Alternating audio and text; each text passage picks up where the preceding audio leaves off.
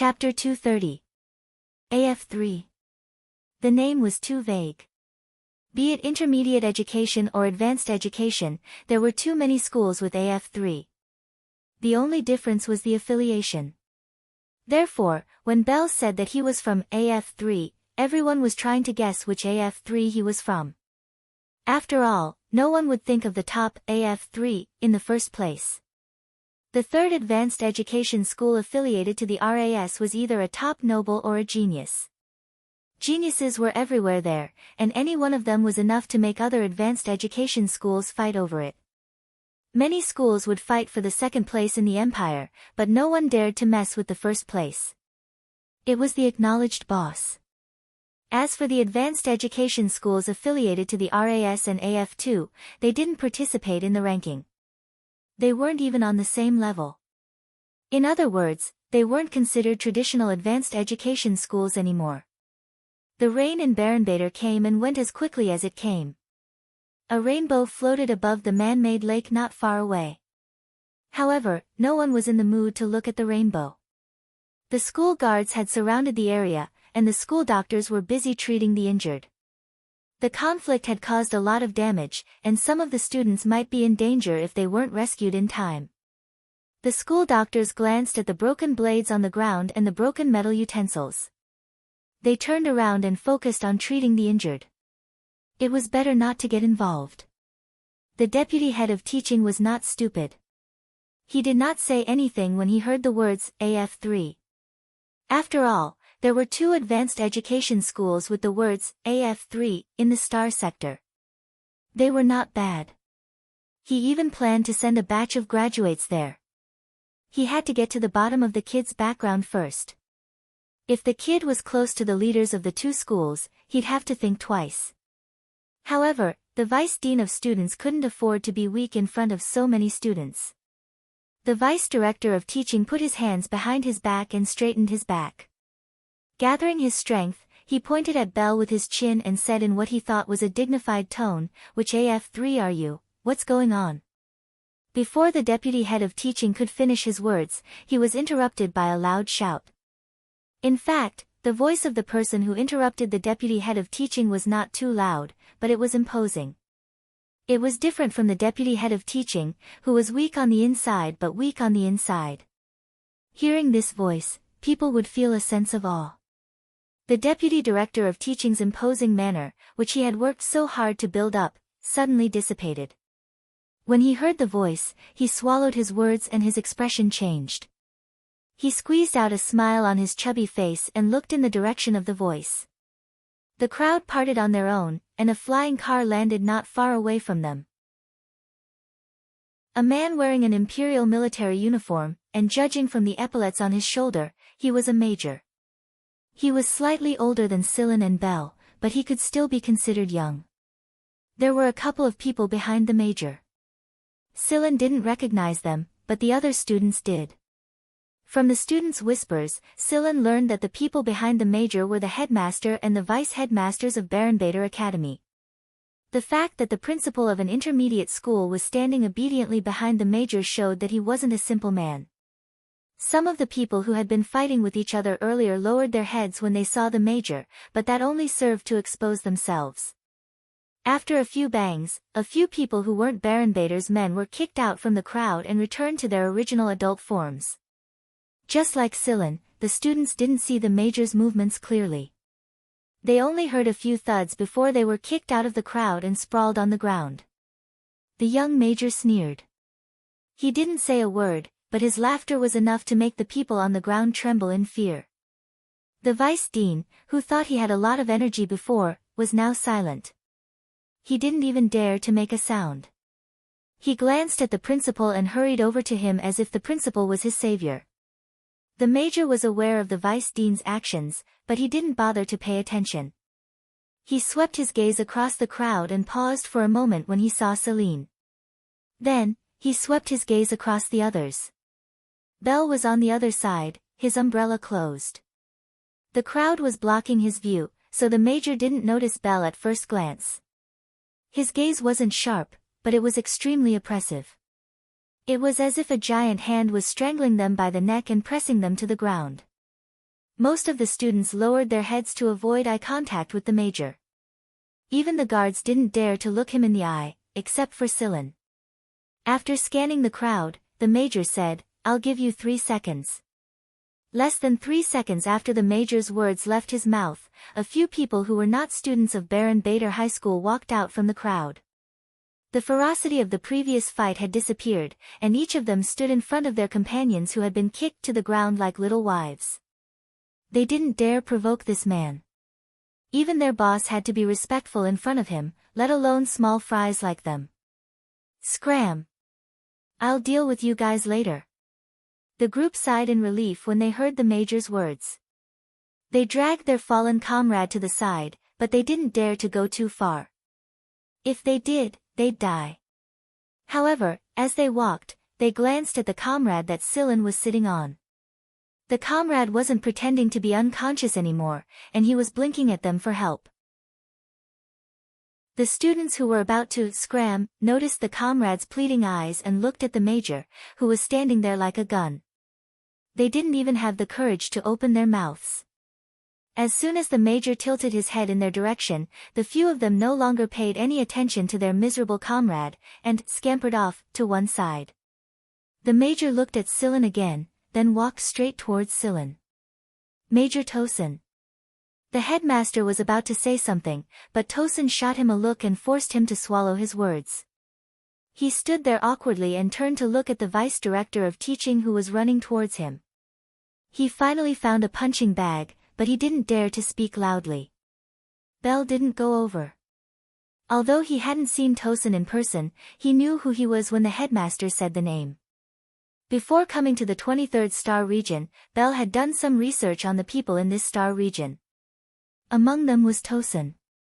Nahachi Tosin. Every noble family had their own influence in the Mist Bodhisattva Empire. For example, the Sizer family was famous for their flying car manufacturing industry, and the Nahachi family was very influential in the military. Although they weren't as influential as the monarch and the 3 kings, they were still one of the giants. The Nahachi family had produced many famous generals, and many of the envoys the students studied under had the surname Nahachi. Tosin was almost 10 years older than Bell, and he was also a graduate of AF3. Even now, his name was still on the list of outstanding graduates of AF3. It would be hard for Bell not to know about the man who used to be famous in AF3. His teachers often used Tosin as an example in their classes. Even though Tosin was walking towards him, Silen didn't look like he was going to back down. He stared straight at Tosin without any intention of backing down. It wasn't that Silen was arrogant, but Silen knew from the first moment he saw Tosin that he couldn't show weakness in front of a person like this. If he did, he would lose everything. It was all about strength, not status. Tosin looked a bit like Knight. That was why Silen felt a sense of familiarity when facing Tosin. It was the same feeling he had when Knight first stood in front of him. Tosin stared at the young man in front of him. Tosin was a few years younger than him, but he didn't show any signs of weakness. He was the one sitting there, and it was the kid who was looking up at him, but Tosin felt like they were at the same level. Every one of them had a unique aura that was either strong or weak. When Silen and Tuosin got closer and closer to each other, their auras clashed against each other, causing the surrounding people to feel as if the air had thickened a little. Tosin didn't stop until he was right in front of Silen. He didn't say a word and reached out to grab the person Silen was sitting on. His movement wasn't fast, so everyone around him could see it clearly. What happened next, however, was a blur for the students.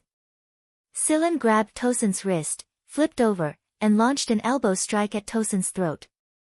At the same time, he used his knee to knock back Tosin's leg.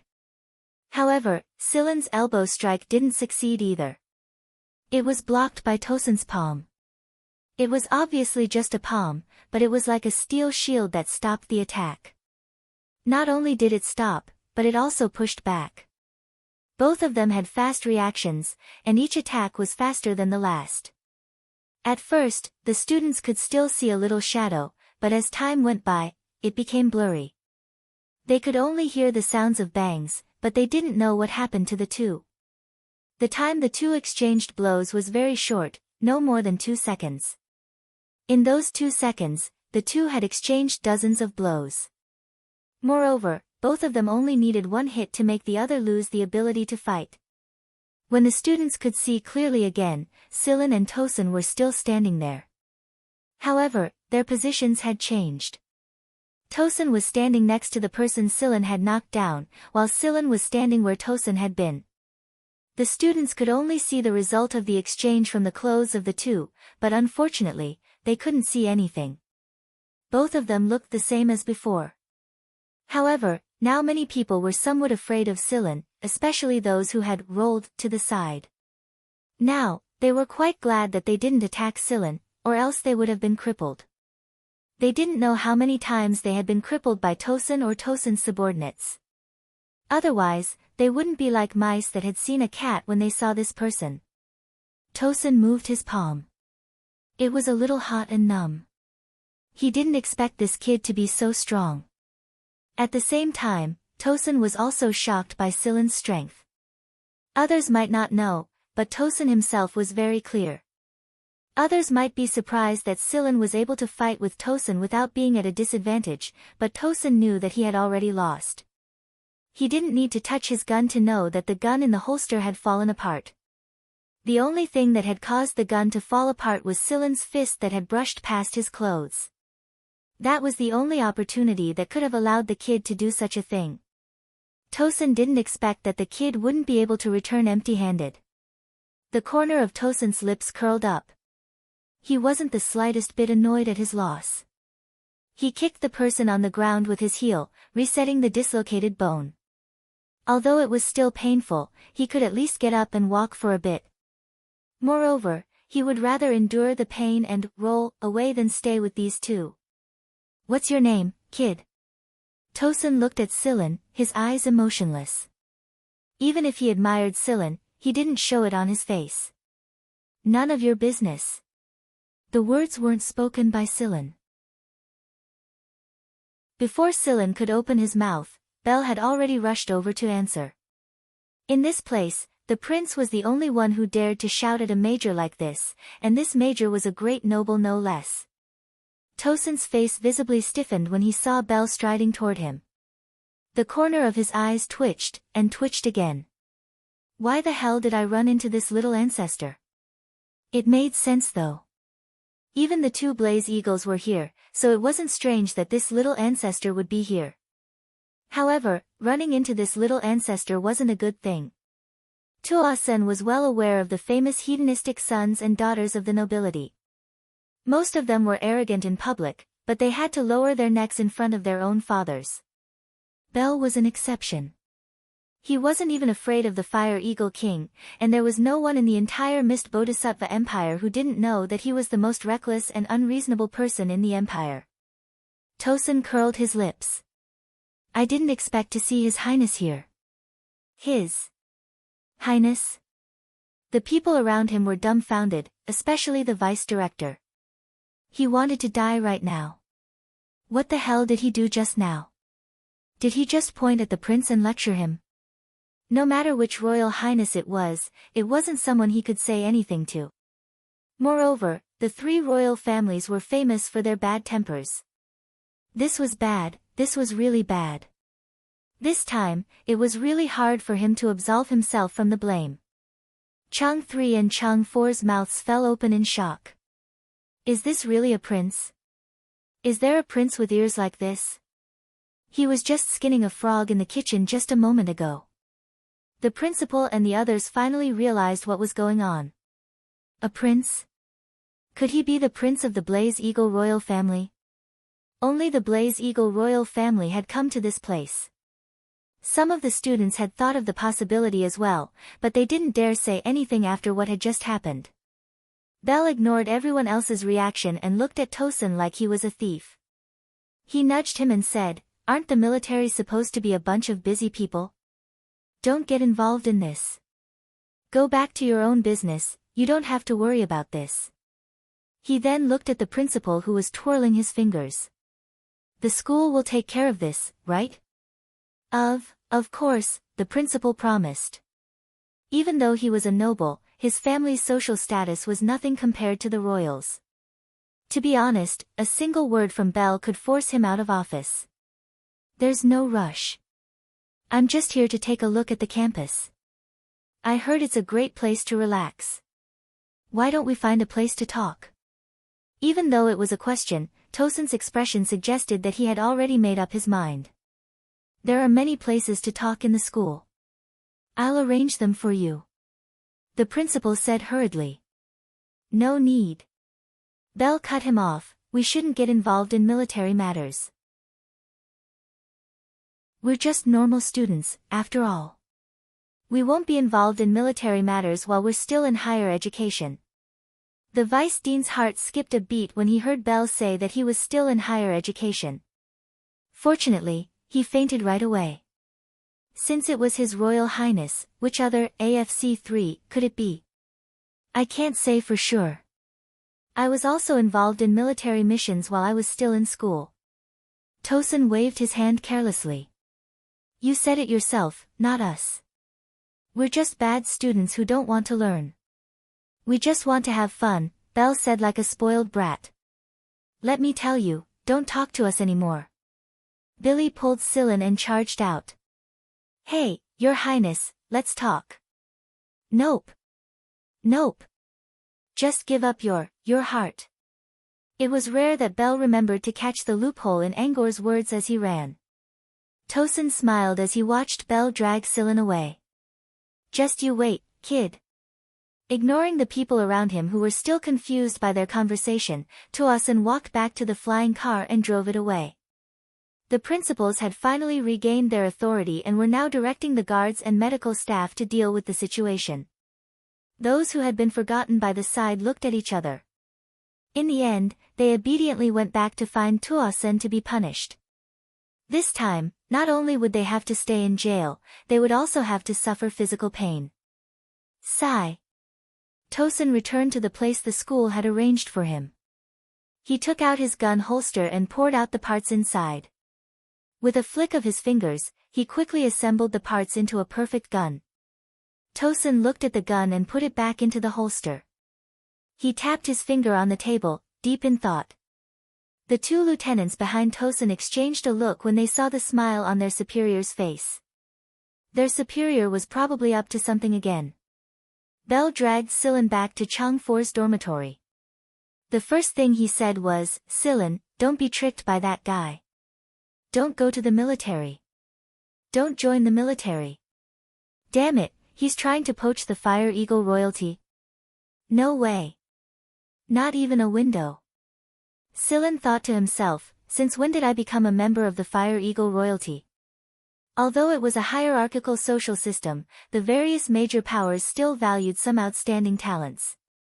Poaching and snatching people away from others was not uncommon among the various powers. Let me tell you, the military is hard and tiring, and you can't get anything good. I bet you won't even get a wife. You're a bunch of men, and you might not even see a single girl for a few years. Think about it, it's great now. You can do whatever you want, pick up girls if you want, and be as carefree as you want.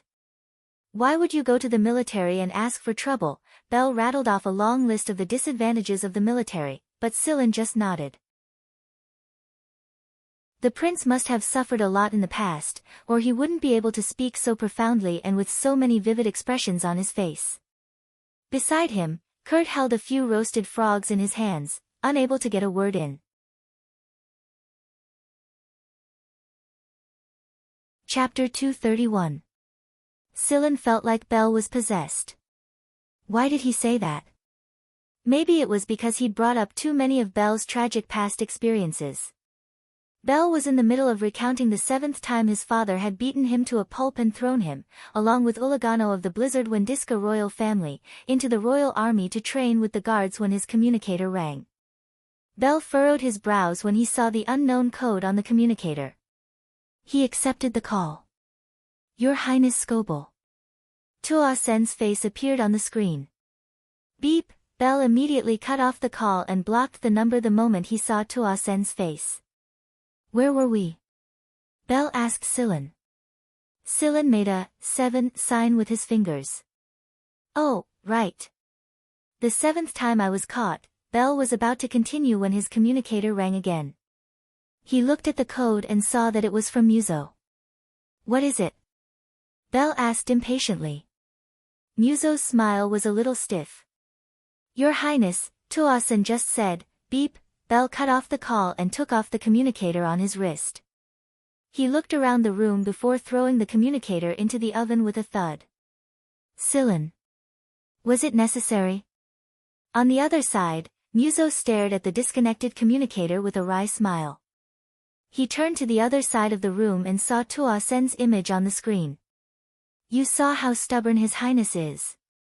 He won't give face to anyone. Plus, we've never had any face in front of His Highness. All right then. I'll contact Prince Zhen Xingming and have him contact His Highness Scobel himself. Tuasen put his legs on the table after ending the call and propped his chin up with his fingers. Originally, he wasn't looking for Tuasen because of Sillin. He was looking for him to pass on a message. Before coming to Baron Bader, Tuasen had run into Zhen Xingming of the Fuji royal family on a planet. He asked Tuasen to pass on a message to Bell and ask him to find him there. But now, it seemed that Bell didn't want to hear Tuasen's voice at all. He was guarding against Tuasen like he was a thief. The more it was like this, the more curious Tuasen became. Although he had only exchanged blows with Sillin for 2 short seconds, those 2 seconds were enough to prove Sillin's strength. Other than that and the fact that he had unholstered his gun without realizing it, what else did Sillin have that Bell would treat him this way? Although Bell was an unreliable prince with an unorthodox way of thinking and often acted foolishly, every member of the royal family wasn't as simple as they seemed. Bell might seem like an idiot sometimes, but sometimes he was more cunning than a fox. To be able to make him want to pull Sillin into the Fire Eagle royal family like this, just what was it for? He looked at the information his subordinates had gathered on Sillin, but it was so little that he couldn't glean anything from it at all. Not to mention that the Sizer family was behind all of this. It was obvious that the truth about Sillin had been obscured. Just what kind of person was a person that even the Sizer family and a prince of the Fire Eagle royal family had a grudge against? The joint military exercise was drawing near, and everyone was busy trying to find good seedlings. Otherwise, Tuasen wouldn't have come to Baron Bader to try his luck. After all, every school had their own special talents. They were trained specifically for the military, and their curricula were all geared towards military development. Baron Bader was Tuasen's 5th stop. He hadn't found anyone he liked in the previous 4 stops, and he didn't expect to find anyone outstanding in an intermediate school. But he didn't expect to run into someone like Sillin here. Sillin didn't give Tuasen the impression that he was a student at all. He reminded Tuasen of the people at AF1 and AF2. However, there was something about Sillin that was clearly different from them. Why was that? He was like a killer, but he was different from them. He was like the people at AF1 and AF2, but he was clearly different from them. It was too hard to understand. It was no wonder that Tuasen couldn't figure it out. After all, hunters didn't make up as many people in the Mist Bodhisattva Empire as they did in the League of Stars. There were hunters in the Mist Bodhisattva Empire, but they were much weaker than the hunters in the League of Stars. The great nobles had absolute control over manpower and resources, and the royal army and the Empire's joint defense force would never allow a large organization like hunter regiments to appear in the Mist Bodhisattva Empire. If they were searching for rare minerals or exploring an unknown star region, the great nobles would pay a huge sum of money to gather a group of people to do it, and the rewards would belong to the great nobles. Therefore, as a hunter, Sillin could not be understood by others. Unable to think of a reason, Tuasen took the communicator and keyed in a series of characters that looked like a combination lock. A while later, the call connected.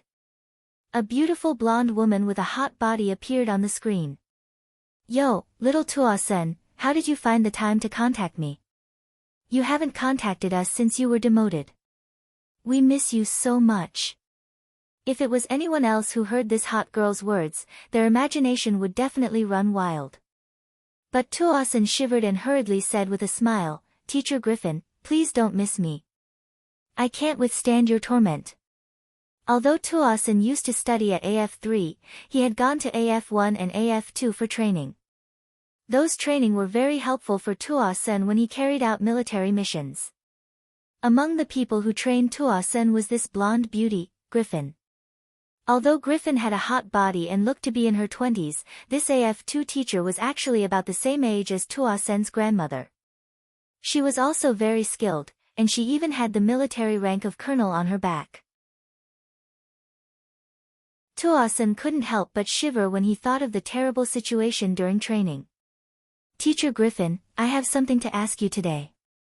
I want to ask you about a person. Tuasen, who had a dignified look in front of Principal Barenbader and so many other people, was still an obedient student in front of Griffin. He was even more obedient than he was in front of his father. Sigh, I knew you would be like this, little heartless person. When you have nothing to do, you don't even think of us. Only when you have something to do, you remember that there are people like us. Griffin twirled a strand of her hair around her finger and sighed. Tuasen smiled awkwardly. He knew that Griffin wasn't angry. This was just their usual way of talking. Tell me, who do you want to ask about? I'll say this first, don't come to us asking for people. I can't bear to throw them to your damn place. So in your eyes, the 23rd Military Region is a damn place? Ahem, here's the thing.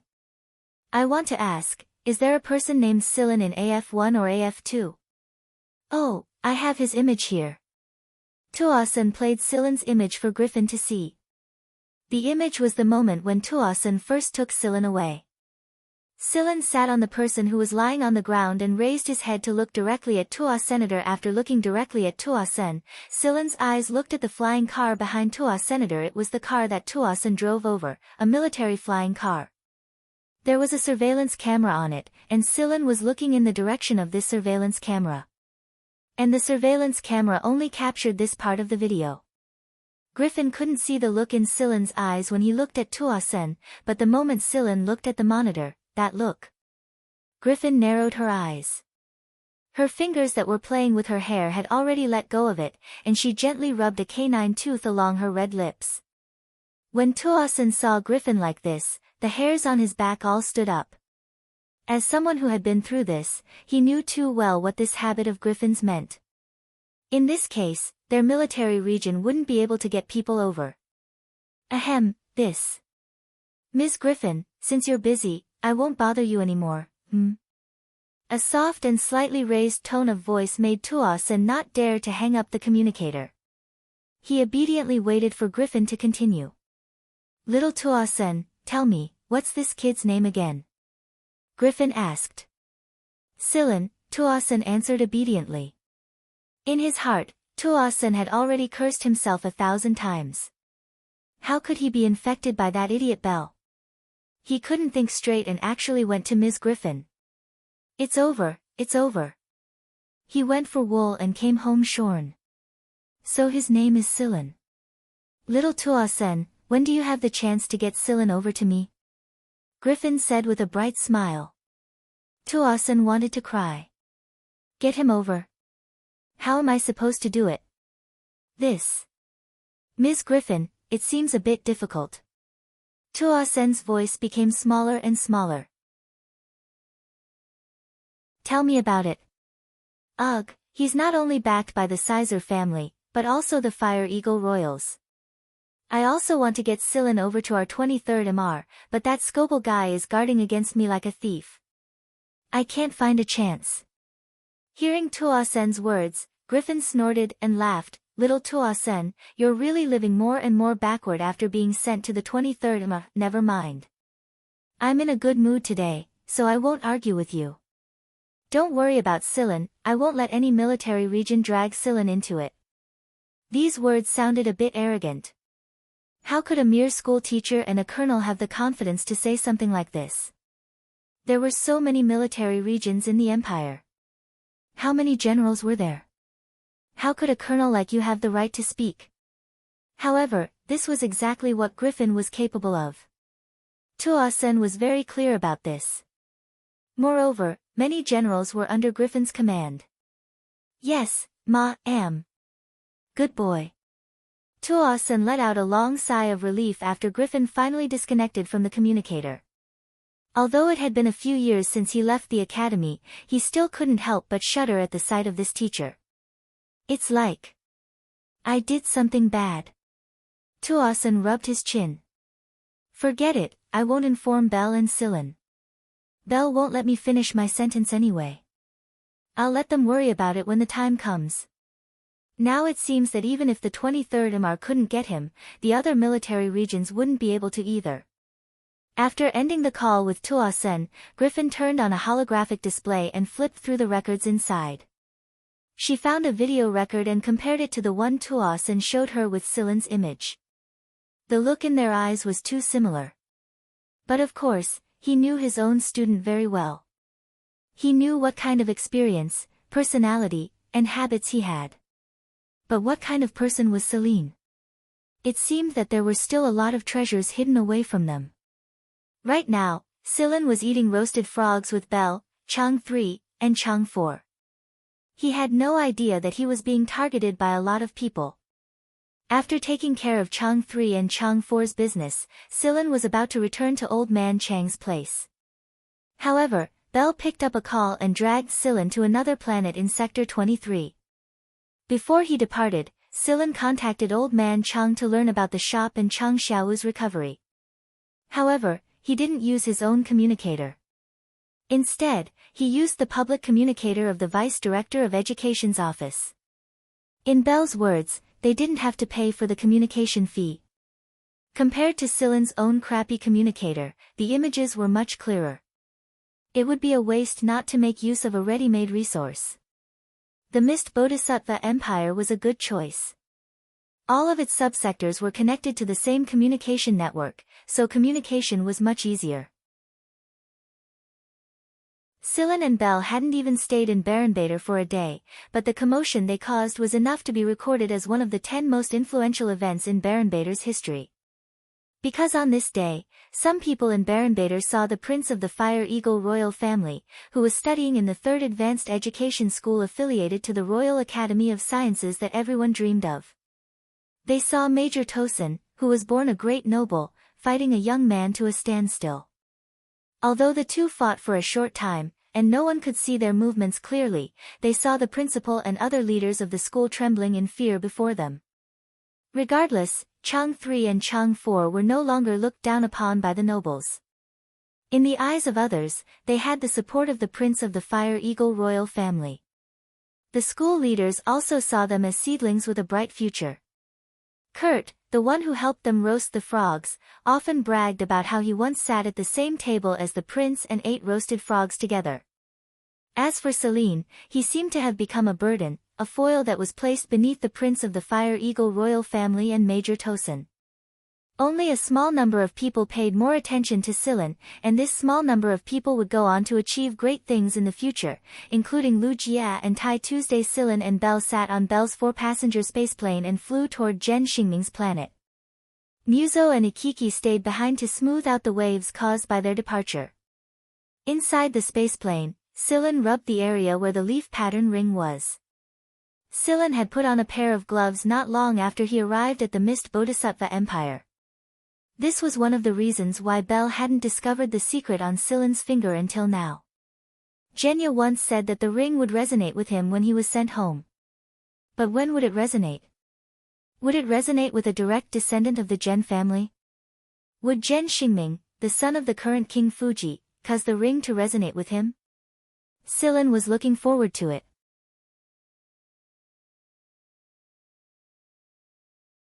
Chapter 232. Belle's spaceplane wasn't stopped by any patrol ships on the outskirts of the planet, nor did it receive an identity verification request from the defense network. Belle's spaceplane flew straight to the planet unimpeded. Inside a patrol ship on the outskirts of the planet, a couple of patrolling soldiers exchanged worried glances with each other. The reason why they didn't intercept and inspect the spaceship was because their scanner had already scanned the identity code on the spaceship. Based on the identity code in the scan result, they knew very well what kind of person this spaceship belonged to. It was a spaceplane belonging to the Fire Eagle royalty, and judging from the numbers on the code, the owner of the spaceplane must have a very high status in the family. Who would have the guts to stop it? It didn't take long for Muzo and Ikiki to arrive as well. The patrolling soldiers quickly reported the situation to their superiors when they saw the large Blaze Eagle emblem.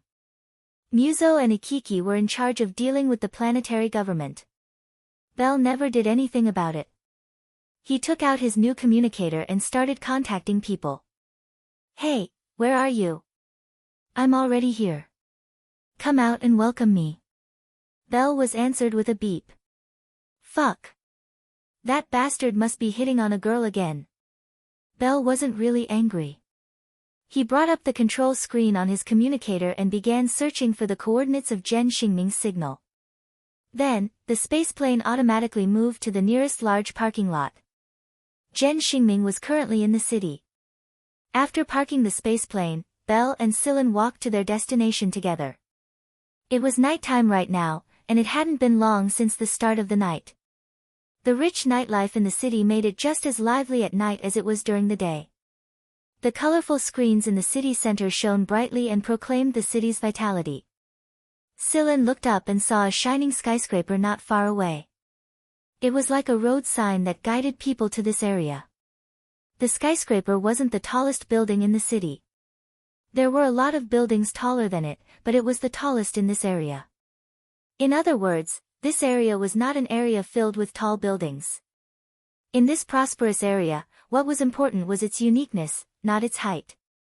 There were all kinds of buildings of all shapes and sizes, and every one of them had their own unique style that would make people remember them. For example, Sillin and Bell's destination, a bar. From the outside, this bar looked like a goblet filled with wine. You could even see the building behind the wine glass through the glass. The color of the wine in the transparent glass changed. Transparent, clear yellow, intense red, azure. There was a hint of longing in the illusion, adding a sense of mystery and ambiguity. The people who entered seemed to have disappeared into the cup of pure wine, and no one could be seen from the outside. This was actually a special kind of building material that made light deceive people's vision. To be able to design and build the bar like this, it could be seen that the owner of the bar had put in a lot of effort. After entering through a door at the foot of the cup, what he felt was completely different from the outside. It was divided into several areas, some with a more flamboyant and free style, and some with a more leisurely and romantic style. After entering the door, he could see a hint, and according to the style he liked, he could go to different areas and enjoy the atmosphere that suited him. Bell went straight to a more flamboyant area. As soon as he walked in, he was greeted by an explosive rhythm. Hui Mao wagged his tail and moved his claws along with the rhythm. The atmosphere here is so familiar. Of course it's familiar. Sillin could still clearly remember the time when Hui Mao and Lycrabe were dancing at Acerella's dance night in the League of Stars. Flicking the restless Hui Mao on his shoulder, Sillin walked in as well. Bell looked around. He didn't need to search to know that there was a circle of people on the dance floor, and Zhen Xingming was in the middle of that circle. Right now, Prince Zhen Xingming was dancing with a beautiful girl in a tight miniskirt. His hands were still wandering around the deep cleavage between her breasts. The people watching the dance screamed and whistled frivolously, but the two people on the dance floor didn't seem to be affected at all. Bell curled his lips. No wonder the guy ignored his communicator. He's busy picking up girls. Look at how they're flirting with each other. He looked around and noticed that all the girls' attention was focused on Zhen Xingming's face. Bell couldn't strike up a conversation even if he wanted to. He looked around and noticed that all the women's attention was focused on Zhen Xingming's face. Bell couldn't strike up a conversation even if he wanted to. He still wasn't as strong as Zhen Xingming. Sillin found a place to sit down. There were free drinks and snacks here. Hui Mao squatted on the table in front of Sillin and swayed left and right to the beat. It lifted its paw and nailed a piece of flaky pastry. It ate and watched while commenting in its heart, their dancing skills are not as good as Lycrabe's. What would Zhen Xingming think if he knew that he was being looked down upon by a cat? The dance ended. Belle yelled, "Oh, another one." Zhen Xingming glanced at the screaming Belle not far away. He understood what Belle was trying to say all too well. On the surface, he was telling Zhen Xingming to keep jumping, but what he really meant was, "If you keep jumping, I'll smash this place down." Zhen Xingming let go of the woman's waist and whispered something into the woman's ear. Then, he walked off the dance floor and walked towards Belle. "You're finally here." Zhen Xingming punched Belle's shoulder. "Why didn't you contact me earlier? Why didn't you tell me you were coming to the 23rd star region?" Belle punched him in return. "How dare you say that? Didn't I tell Tuo-sen to tell you to contact me on your own?" Belle was usually the busier one. He wouldn't talk to anyone unless it was convenient for him. If Zhen Xingming had tried contacting Belle on his own, he would have most likely been ignored. Truth be told, Belle hated being interrupted the most when he was experiencing life. "Don't mention Tuo-sen to me." "Then why didn't I get through to you after that?" Zhen Xingming tried to contact Belle more than 30 times, but he only succeeded on the last attempt. The first few attempts were all fruitless. "Oh, so you threw that communicator away and replaced it with another one. Forget it, I'll forgive you this time." Zhen Xingming raised his chin. "Let's go somewhere else and have a good chat." Belle called Silen over and said to Zhen Xingming, "This is Silen, my new friend." "Oh, that's who's on his shoulder. It's a very smart cat." Hui Mao, who was a little upset at being almost ignored, shook his beard when he heard the word smart. He looked at Zhen Xingming proudly. Zhen Xingming didn't look at Hui Mao. Instead, he looked at Silen and felt a sense of familiarity. He clearly didn't know Silen, and he couldn't remember anyone who looked similar to Silen either. But why did he feel a sense of familiarity? In fact, Silen felt that Zhen Xingming looked familiar as well.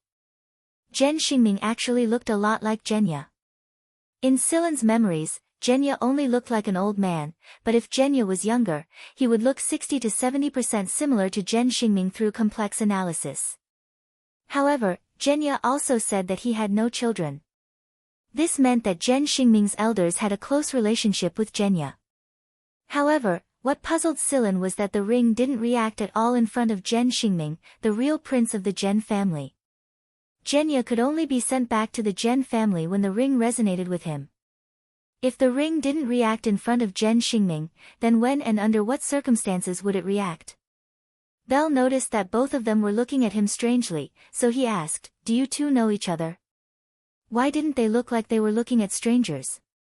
Silen and Zhen Xingming shook their heads at the same time. No. Seeing that he was being ignored again, Hui Mao whipped Silen impatiently with his tail. Silen scratched Hui Mao's chin in consolation. "All right, let's go." "Where are we going?" Belle nudged the slightly distracted Zhen Xingming. Zhen Xingming pointed upwards, "Up there." Zhen Xingming led Silen and Belle to the top floor of the bar. It was an open-air venue, and the place where Silen and the others were standing was right above the liquid of the glass of wine. The floor was like crystal when they walked in. It felt like they were standing on top of a crystal mine when they looked down. The surrounding walls presented an image that reflected the ambience.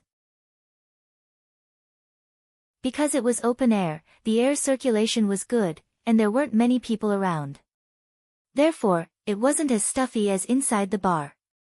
Zhen Xingming found an empty table for Belle and Silen to sit down at. He then chose a few drinks and snacks from the electronic screen that popped up. "What do you think? This place isn't bad, right? You should know that not just anyone can come here," Zhen Xingming said. Belle looked around and was a little disappointed to find that there weren't any single beauties around. He kicked Zhen Xingming. "Hey, what's the name of that beauty you were hugging and dancing with just now?" Zhen Xingming looked at him as if he were an idiot and answered, "How would I know?" "Yeah, young Master Xingming never needs to strike up a conversation with a beauty." A voice sounded from behind Zhen Xingming. "Dawei?" Belle exclaimed in surprise when he saw the girl walking over from behind Zhen Xingming. Dawei was born in a middle-class noble family. She used to be classmates with Belle and Zhen Xingming, but due to her rebellious personality, she didn't go back to school after completing her secondary education. Belle didn't expect to see Dawei here. Belle suddenly remembered something and pointed a finger at the bar. "Is this your bar?" he asked Dawei. "Yeah, not bad, right?" Dawei brought over the drinks and snacks that Zhen Xingming had ordered. "My sincerest apologies for troubling you, Miss Dawei." Zhen Xingming crossed his legs and picked up a nut from the plate. Dawei rolled her eyes at Zhen Xingming. "A freeloader has no right to speak." Pulling over a chair and sitting down, Dawei glanced at Silan before asking Belle, "Aren't you going to introduce us?" "His name is Silan." "Silan, this is Dawei. You can eat here for free if you mention her name in the future," Belle said bluntly. Silan knew that Belle and Zhen Xingming had a good relationship with each other when he saw how rude Dawei was. He also noticed that Dawei was a pretty forthright girl. There was no way she would be so close to Belle and Zhen Xingming otherwise. "We circled around the bottles once and sniffed them. Then, it picked up a bottle and pulled out the cork with one bite.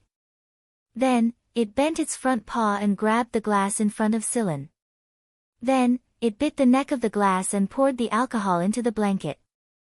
Zhen Xingming's eyes widened. "This cat sure is smart." Hui Mao shot him a disdainful glance before ignoring them. After filling the glass to the brim, it put the cork back in and crouched down in front of the glass to lick the alcohol.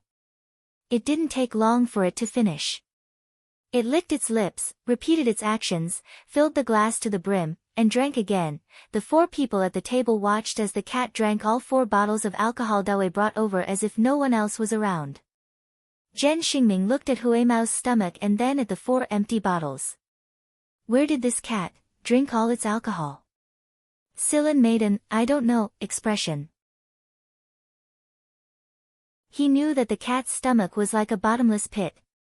In the past, the cat would hunt for big guys directly when it went out to hunt for food. Compared to that, these 4 bottles of alcohol were really nothing. However, Silan was worried that Hui Mao had never drunk so much alcohol in one go before. Would it go crazy if it got drunk? At the same time, Tuasen received an encrypted message on another planet. It was a coded message from Griffin.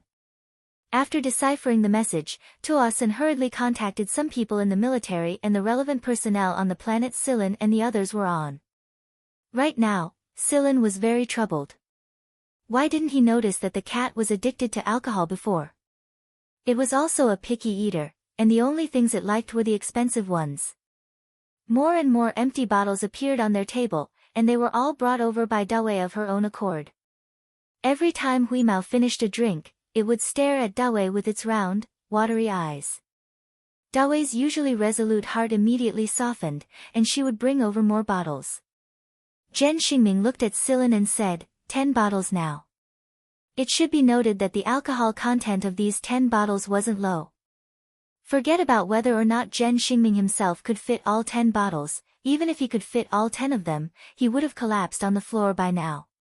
Why did it feel like the cat was getting more and more energetic as it drank? Dawei brought over another 5 bottles and watched excitedly as Hui Mao continued to drink. She didn't help pour the alcohol either. She simply watched as Hui Mao busied himself. She had never seen a cat act like this before. Belle scratched his forehead. Why did it feel like everyone had been reduced to the background? How could the 3 handsome men here not be compared to a cat with gray skin? Ahem, I say, Huru. Before Belle could finish, Hui Mao's body suddenly froze. His paw retracted from the bottle's mouth, shattering it with a crack. He looked up at a certain direction in the sky. What's going on? Belle and the other 2 looked at Silan in confusion. Logically speaking, Silan should know better as the cat's owner, shouldn't he? However, Silan was also looking in that direction with a serious expression on his face. Silan's intuition for danger was clearly higher than Belle and the others. Moreover, the cat was coming for them. Belle, Zhen Xingming, and Dawei also knew what was about to happen when they saw how cautious Silan was. There were a few people protecting Zhen Xingming and Belle from the shadows around them. After all, they were two princes, and they couldn't afford to bear the consequences if anything happened to them. That was why there were always people protecting them from the shadows at all times. The people hiding in the shadows were also confused by the situation. They didn't sense anything out of the ordinary, did they? However, when a spaceplane slowly came into view, everyone realized that the people inside this average-sized spaceplane weren't simple at all. The spaceplane didn't use the cover of the night to conceal itself, as if it didn't care about being discovered. It flew a circle in the sky in a grandiose manner before arriving above a skyscraper not far away from the bar. The exit below the spaceplane opened, and 7 figures jumped out and landed on the roof of the skyscraper. The light from the skyscraper's surface and the giant lamppost on the roof illuminated the figures very clearly. Sillin didn't even need a remote device to see them clearly. The people who were secretly protecting Zhen Xingming and Belle felt like their stomachs were churning when they saw them. It wasn't just the people hiding in the shadows. Belle and Zhen Xingming weren't any better off. Their faces were dark and their bodies were tense. Fuck, why are those freaks here? Zhen Xingming cursed. Who are they? Sillin asked. He had a feeling that these people were here for him, but he hadn't come to the Mist Bodhisattva Empire for long. According to Belle, he shouldn't have come into contact with people at the level of AF1 and AF2. Belle gulped and said with a bitter expression, "Those are the freaks from AF1 and AF2 that I told you about." From left to right, that's Soul Suppressor Ling Shi from AF1, Inaf and her brother Puno from AF2, Goryo from AF1, Bi Yao and Zani from AF2, and the Black Panther next to Ling Shi is also from AF1. His name is Panther. Although they didn't want to run into anyone from AF1 and AF2 even if they were beaten to death, Belle and Zhen Xingming had memorized some of their faces since a long time ago so that they wouldn't know how they got screwed if they ran into them in the future. However, they didn't expect to run into so many people from AF1 and AF2 at this time. A single person was enough to take them down, so who would be willing to go all out?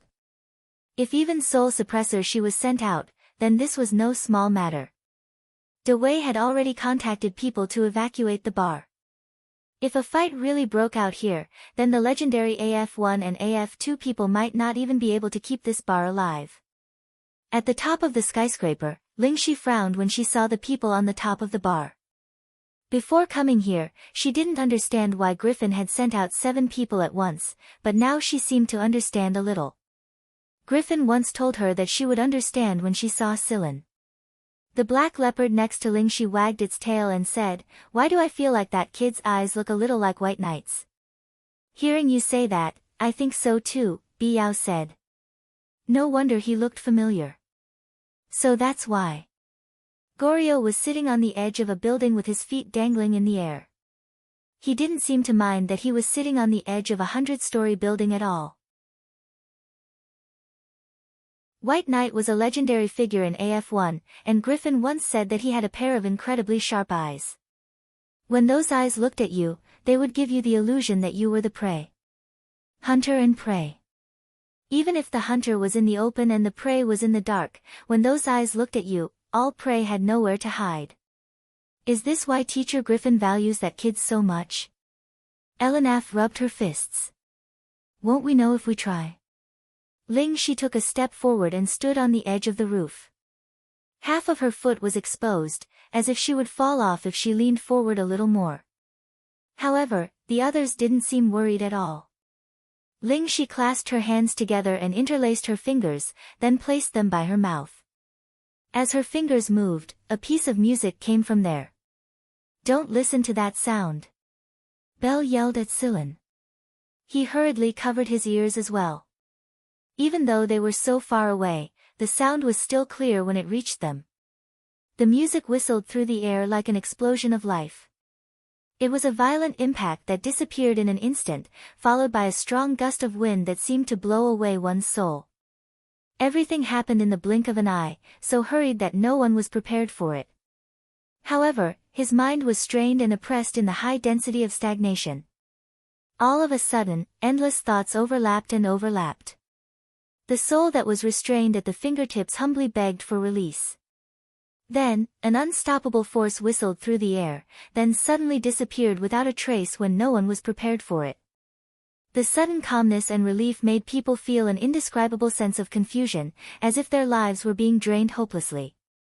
A call drew everyone's consciousness over. It was a call hidden in the wind. The wind and clouds that couldn't breathe swept over, and the darkness seemed to be fading away. It was ethereal and ethereal. Their minds were blank. Some of the people who heard the music froze in their previous positions, but their expressions were blank and hopeful.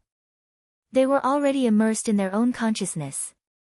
Their senses seemed to be isolated from their consciousness, and they couldn't sense what was happening around them. Soul Suppressor She. The reason why it was called Soul Suppressor She was because the sound seemed to be able to intimidate a person's soul and guide it. It sounded mysterious, but it was actually a kind of superb hypnosis, a natural hypnosis technique. It couldn't be replicated. Even recording the music with a recording device wouldn't be able to achieve such an effect. This was the main reason why Ling Shi was chosen by AF1. Belle and Zhen Xingming's backs were drenched in sweat. It took a lot of energy to resist the music. The music finally stopped, but Belle and Zhen Xingming grew even more nervous. This wasn't the end. It was just the beginning. What were these people going to do next? The people responsible for protecting Belle and Zhen Xingming in the dark were all experts of the royal family. Although they managed to resist the hypnosis, it wasn't easy. They didn't dare to use their guns carelessly against AF1 and AF2. The conflict would escalate if they did. However, before they figured out AF1 and AF2's goal, everyone had to stay united and observe the situation. It was fine as long as the two princes' safety was guaranteed. Ling Shi didn't move after the music stopped. Neither side made a move. They simply stood there in silence. Ling Shi and the others were analyzing Silin and evaluating Belle and Zhen Xingming's abilities. After all, it was quite impressive that they could resist the hypnotic music. On the other hand, Silin didn't seem to react to the music at all. This puzzled Ling Shi and the others.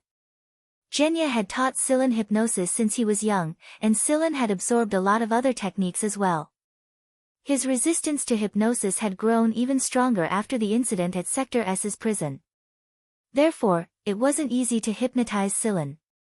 Belle looked at Zhen Xingming and away. The three of them knew each other since they were young, and they had worked together many times in school. They could read each other's thoughts with a single look. The people from AF1 and AF2 never knew the meaning of courtesy, and they couldn't rely entirely on the people hiding in the dark. How were they supposed to come up with a foolproof plan? Silin sensed the unusual movements around him. He didn't need to worry about Belle and Zhen Xingming's safety. Naturally, there were plenty of people who would protect them. Silin was now certain that the people from AF1 and AF2 were here for him, and the battle was definitely going to break out soon. Right now, the only thing Silin was thinking about was how to fight them. After Ling Shi's music stopped, the surroundings suddenly became a lot quieter. Even the lights looked eerie under the night sky.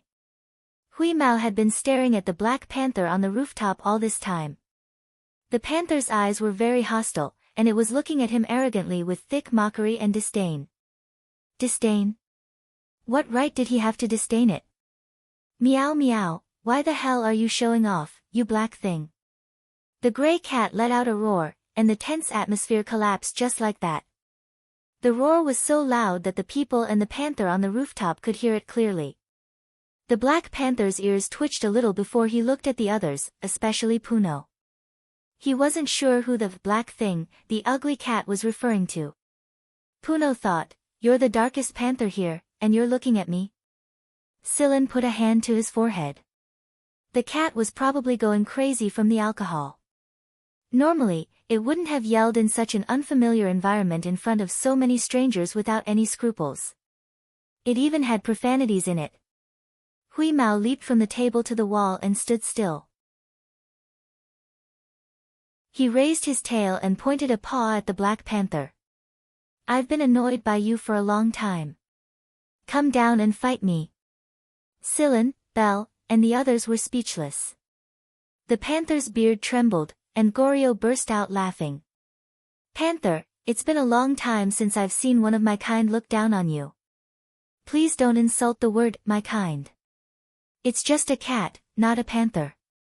They've already issued a challenge. Are we going to accept it?" Puno looked at the panther. "Of course." Black Panther yelled and ran down the wall of the building. "Leave that panther to me. If I don't beat it up, it won't know why cats eat fish." With that, Hui Mao jumped down from the wall. "Silen, is Wheeze all right?" Belle asked uncertainly. "Don't worry about it," Silen replied confidently. On the roof of the skyscraper, Enaf flexed her fists. "Let's go too. Let's go." Enaf, Biyao, and Puno all unfurled a hoverboard that was similar to a hoverboard. The front of the board was designed to break the airflow and reduce air resistance. This increased speed, but at the same time, the control requirements of the hoverboard were much higher. Zani didn't unfurl his hoverboard. Instead, he took off his jacket and jumped down. After falling a certain distance, a pair of featherless, bat-like wings suddenly unfurled from his back, making him look like a ghost in the night. Only Ling Shi and Goryo remained on the roof, watching the development below.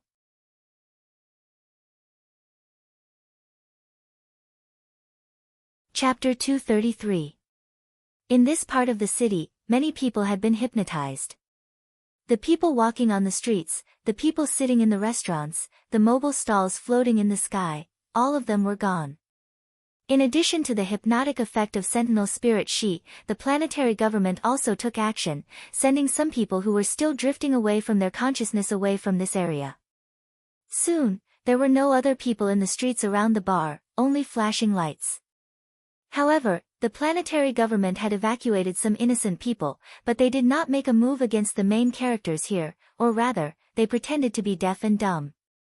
The Gen family and the Fuvig family had not come out to express their opinions, and they, as small fries, did not want to get involved. Some people in the military were also aware, but they maintained a wait-and-see attitude. The black leopard had the unique elegance of a feline. It was swift and arrogant, and its dark golden pupils reflected a frightening light in the night.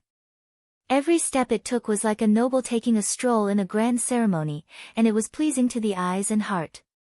In comparison, Hui Mao was much more comical. Perhaps it was because he had drunk too much alcohol, but he was a little shaky when he ran. When he slid down a beautiful arc on the side, he even slipped and slid like a child on a slide. Midway, due to his unstable center of gravity, he made a 180-degree turn, and his butt slid forward and landed first. The Black Panther regretted running. Why did he listen to this cat's provocation and run down? This kind of trash wants to fight one-on-one. Not to mention his size, just his unsteady steps alone could send him flying with a single paw. After landing, Hui Mao slowly stood up, turned around, and shook his fur. At this time, the Black Panther that was descending from the skyscraper was already close. With a large leap, its smooth fur revealed a beautiful streamline under the illumination of the lights, but after a bang, the elegance was gone. The Black Panther that was leaping towards Hui Mao was sent flying. Ling Shi and Goryo, who were standing at the top of the skyscraper, raised their eyebrows when they saw this. A cat that could send Panther flying in a single move. It seemed like this was the first time they had seen such a cat. Not to mention cats, even the other exotic beasts of AF1 had not made Panther lose face like this. The Black Panther was originally going to trample the ugly, small, and stupid cat on the ground, but when he really touched it, he found that he was suddenly hit by a strong force. When he came back to his senses, he was already knocked into the air. He adjusted his center of gravity and landed on the ground. Moving his chin, he felt a burning pain, which proved that the blow just now was not an illusion. It was an oversight. The Black Panther re-examined the cat. At this moment, Hui Mao was squatting on the ground, looking at the Black Panther calmly. He flicked his ears and licked his claws, saying, "So weak." The Black Panther roared, and its domineering roar spread out with a vibration wave. Some of the glass products in the nearby shops shattered with a bang. Hui Mao pulled back his ears, raised his head 45 degrees, opened his mouth, and howled. Meow. He didn't have the domineering aura of the Black Panther, but more of an inexplicable strangeness. The moment it heard the cat's meow, the Black Panther's fur stood on end. It didn't feel danger, but terror. It was an absurd and instinctive trembling. Following the cat's meow, a dark zone began to appear with the Black Panther at the center. The electrical circuits were affected, and the power supply system was completely paralyzed. A growing circle of darkness appeared in the colorful night view of the city. All the lighting equipment in the skyscrapers and bars were destroyed, and the place was completely dark. The people who were watching this area from space were shocked, but the display equipment was also starting to show interference. They couldn't see what was happening below them. The city was dark, but that didn't mean that the battle had stopped. The people who came down on hoverboards quickly arrived in front of Sillin and the others. Zani was about to land on the rooftop of the bar when he suddenly appeared 3 steps away from Dewey. He spread his wings wide and said, "My apologies, beautiful lady, but you can't interfere with the battle over there. This is my territory." Belle and Zhen Xingming were both fighting, so she couldn't back down. She was also one of the vanguards when she was in school. A metal rod appeared in Dewey's hand. It split open in the middle and folded in reverse to reveal its true appearance. It was a custom-made butterfly knife. At the same time, Biyao stood in front of Belle, Inafu in front of Zhen Xingming, and Sillin in front of Puno. Biyao's forte was speed, and he was even faster than Zani's move just now. Belle knew this, so he had to catch Biyao's movements as soon as possible. Otherwise, he would be forced into a passive position. Zhen Xingming stared at the seemingly delicate girl in front of him. He knew very well that this was just a facade, and that Inafu was actually a strength type just like Puno. As for that long braid behind her head, one should never think that it was Inafu's blind spot. In reality, dozens of people had died to that braid. As for Puno, he wasn't just strong, his movements weren't as clumsy as they looked. His muscular body was flexible, and even his punches were agile without losing any of their power. His punches weren't flashy at all, and every one of them carried the determination to subdue the enemy in one hit. The Zhen family and the Fuvig family were secretly anxious, but they didn't show up to interfere. Why? Just now, Tuasen had communicated with them and conveyed Griffin's message. AF1 and AF2's targets weren't Zhen Xingming and Belle's group, so they weren't going to kill them. They were only going to stop them. In fact, the situation was very clear. Compared to Zani, Biyao, and Inafu, Puno's attacks were much fiercer. The other 3 were mostly defending. The people protecting Zhen Xingming and Belle relaxed a little when they saw this, but they still paid attention to their master's movements at all times just in case. Bang! Puno's punch missed, but a huge hole appeared in the wall half a meter away from his fist. It was a hole created by the aftershock of his punch. Darvi, who was fighting Zani, felt her face twitch. The destruction had finally begun. Zani even had the leisure to look at the other side. He said to Darvi, "This is unavoidable. Think about it. Think about it, my ass. I'm going to get the repair fees this time." Darvi swung her butterfly knife at Zani as if she was venting her anger. Zani curled his lips and nimbly dodged the attack. Sillin dodged the punch head-on, lowered his body, turned his feet inwards, and swung his left arm inwards. They were both simple punches, but Sillin had the advantage in speed. It wasn't too difficult for Sillin to deal with Puno's rainstorm of punches. In fact, he was able to counter quite a few of his punches.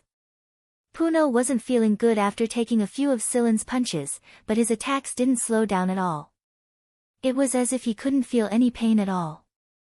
Sillin had also noticed Puno's abnormality, because every punch he threw was enough to break a few bones in Puno's ears. However, these bones that should have been broken only let out a cracking sound, and then, there was nothing else. It was as if they had never been broken, and did not affect Puno at all. Rapid recovery? No, Definitely not. This was different from Guidai Shirsi's short-term recovery. Puno's bones should have been broken, but they didn't break apart after they broke. It was like a broken stick sticking close to the fracture. The cracks were still there, but it didn't look like they were broken. However, even if it didn't look like it was broken, it shouldn't be as unaffected as Puno was. No, it was still affected. The muscle activity at the broken bones was 0.001 seconds slower than before. It was still due to his body's peculiarity. Puno still needed to repair his bones after this. As for the 0.001 seconds Puno was slower, Silen seized this momentary difference and gave Puno a few more punches. Biao grinned at Belle and sent a lightning-fast kick towards Belle's abdomen. The people in the shadows watched their prince roll on the ground while holding his stomach. They hesitated for a moment but didn't show up in the end. They were all experts, so they could tell that the kick had only temporarily incapacitated Belle and didn't cause any life-threatening injuries. However, if they showed up, they would probably be called over by Belle to fight against AF1 and AF2. Therefore, when they thought of what Tuosun had said before, they decided not to show themselves for now. The Fire Eagle King's order was to ensure Belle's safety anyway. As long as Belle's life wasn't in danger, the Fire Eagle King was willing to let Belle suffer a little. After kicking Belle, Biao went over to help Puno against Silen. Since Puno couldn't keep up with Silen's speed, Biao would do it. One was good at speed, the other was good at strength, and the two worked well together. This undoubtedly put a lot of pressure on Silen. Biao specifically took advantage of the gaps between Silen and Puno to interfere with Silen from tricky angles. It was often said that two fists were no match for four hands, but strangely enough, Silen wasn't hurt by Biao or Puno even though he didn't retaliate as much against Puno as Biao. Biao and Puno grew more and more apprehensive as they fought. Before, they thought Silen was just a little faster, but now that Biao was moving faster and faster, Silen seemed to be working with him to increase his speed. The overlapping shadows of fists, palms, and kicks, along with the darkness of the night, made it harder and harder for them to catch up. All they could hear was the sound of collisions and the occasional sound of walls being smashed through. Bang! Biao was kicked out by Silen in a moment of carelessness, and he smashed into the surrounding walls. The wall behind him shattered with a resounding sound, but the good thing was that Biao managed to grab onto a corner of the shattered wall when the wall shattered, flipped himself over and rolled a few times on the ground.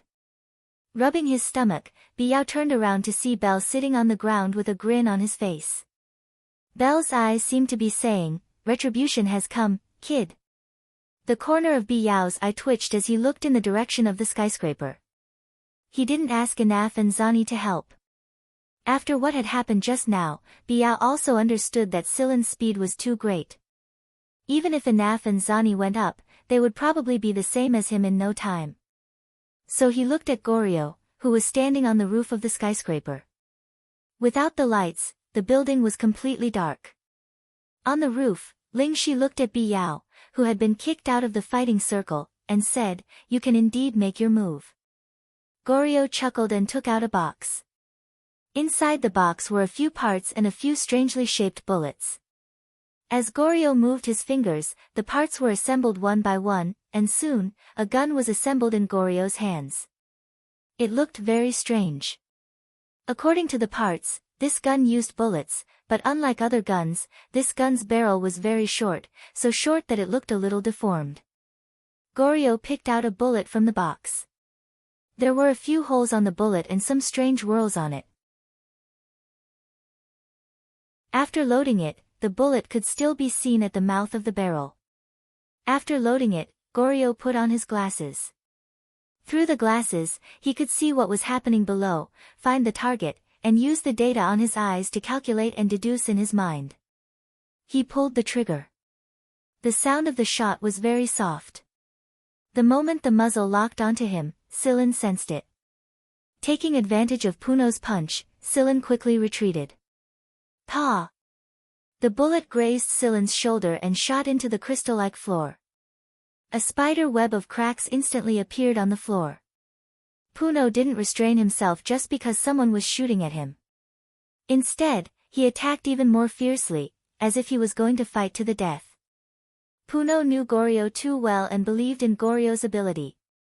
Goryo wouldn't hurt him, and Goryo's gun would never accidentally hurt him. The first shot was just a test to test Silen's reaction. There was still the second and third shot. Each shot would be different and more difficult to dodge. What Puno needed to do now was to try his best to interfere with Silen and affect Silen's judgment so that he couldn't pose a threat to Goryo, who was shooting over there. Goryo's first shot was aimed at Silen's right shoulder, but Silen dodged it. The bullet grazed the clothes on his right shoulder, and the skin on his right shoulder could still feel the burn caused by the friction between the bullet and the air as it flew at high speed. This kind of bullet seemed to burn the air in its trajectory. There were burn marks on Silen's shoulder, but this wound wasn't a straight line. Instead, it was curved, an irregular arc. Just now, Silen felt that something was wrong. Through his keen hearing and accurate judgment and calculation ability, Silen understood that the bullet's trajectory was not a straight line, but an arc. However, this arc was different from an arc design. Instead, it was a change in trajectory caused by the shape of the bullet itself during its flight. In other words, as long as the bullet was still flying in the air, its trajectory would change. It was reasonable to say that it was difficult to control the accuracy of such a change in trajectory. However, for some people, it was a big killer weapon. Whether it was a straight shot or an arc design, as long as one understood and had the ability, they would be able to make the most timely and accurate dodging. However, this kind of bullet that was constantly changing its trajectory made it impossible for the target to judge which direction to dodge to at that moment. Of course, the person who dared to use this kind of bullet must also be someone with extraordinary calculation ability. He could calculate the bullet's trajectory based on the environmental conditions at the time, the distance from the target, the changes in air pressure, temperature, and airflow, etc. In their eyes, the target was just moving in different calculated trajectories. When the time was right, the shooter would shoot. Therefore, Silen also had to face a person with extraordinary calculation ability. While dealing with Puno's attack, Silen paid attention to the person on the roof. His heart skipped a beat. Silen knew that the second shot was coming. Compared with the first shot, the trajectory of this bullet had clearly changed again. It was faster than the previous one, but the changes in the trajectory were also more complicated. Pa! The bullet passed through the gap between Silen's fingers and hit the ground. If Silen had still clenched his fist just now, his entire fist would probably have been crippled. However, at that moment, Silen opened his palm and the bullet passed through the gap between the middle and ring fingers of his left hand.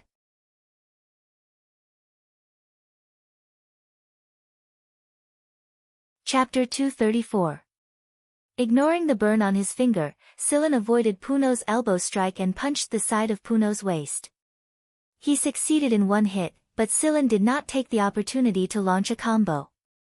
Instead, he leaped back, and the third bullet was about to arrive. The second bullet was obviously more difficult to grasp than the first one, and one could imagine how difficult the third one would be.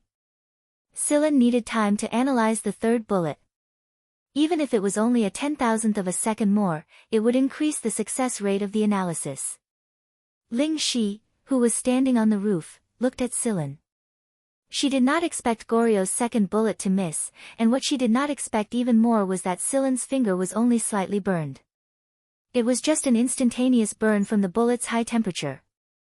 How was that possible? According to Ling Shi's understanding of the bullet used by Goryo, this bullet did not only bring about instantaneous high temperature, but also a powerful airflow compression impact. Purgatory Thunder Snake was the name of this bullet. After the bullet was fired, it had the speed of lightning and the instantaneous change of trajectory of lightning. It was also like a snake biting its prey. The snake would not blink, and it would not give the target even a blink of an eye to escape. Trajectory change, instantaneous high temperature, and high pressure impact. It was not easy to dodge, and the secondary destructive force was not something that ordinary people could withstand. Therefore, even if it passed through the gaps between Silen's fingers, it should not only bring about a burn to Silen. According to Ling Shi's estimation, even if it did not break his fingers, a piece of flesh would be cut off by the airflow. But that was not the case. It seemed that Silen's physical strength was not inferior to Puno's. While Ling Shi was analyzing Silen, Goryo fired his third bullet. When this bullet was fired, the muzzle was not aimed at Silen, but it was indeed locked onto Silen. Silen could clearly feel it. In fact, Goryo did not think that he would use this bullet on Silen here. After the second shot, Goryo replaced the bullet he had originally planned and used this one. Because if he had used the bullet he had originally planned, there was a 60% chance that it would have missed. At most, it would have given Silen another burn wound.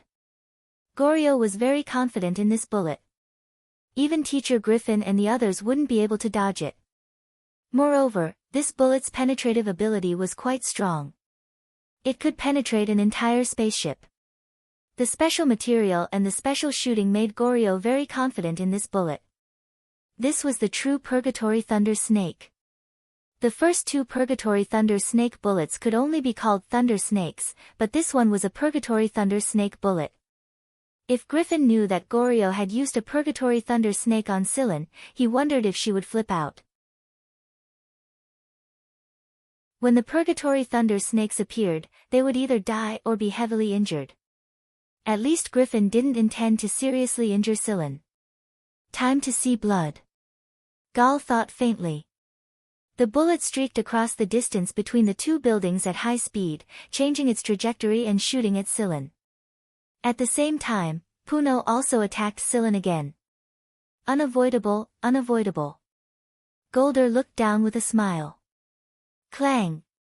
The sparks produced by the friction of metal were particularly conspicuous in the dark, like a snake colliding with a hard shield at high speed. Goryo's smile froze. Puno's attack was also forcibly stopped. That clang had already caused the others to stop and pay attention to Celine's side. The slender blade wasn't conspicuous in the dark.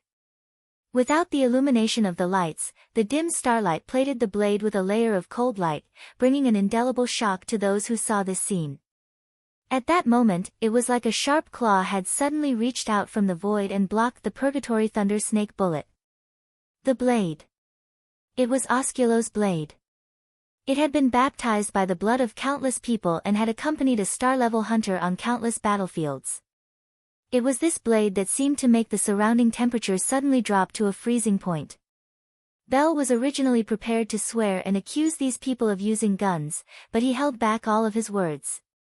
A murderous aura that made one's hair stand on end. Puno seemed to hear the wailing of countless wronged souls. In theory, the bullet had been aimed at Silen's right shoulder, but it had been blocked by the blade on its way over. Holding his blade, Silen glanced at Puno, whose entire body was tensed and stopped a meter away from the horizontal blade. Suddenly, the shadow of his hand flashed, and the blade's position had already changed. He held it upside down and placed it beside him. Clang! Sparks flew. The fourth shot. Puno's throat was dry, and he swallowed a few times. 4 shots. Goryo hadn't even hit a single target. After knowing Goryo for so many years and working together for so long, this was the first time he had seen Goryo's 4 shots fail. Zani's night vision was the best among them. He could clearly see the blade in Silen's hand. There were no marks on the blade, and it had blocked 2 shots. The sparks from the friction of metal didn't come from this blade at all, but from the so-called Purgatory Thunder Snake that could pierce through a spacecraft.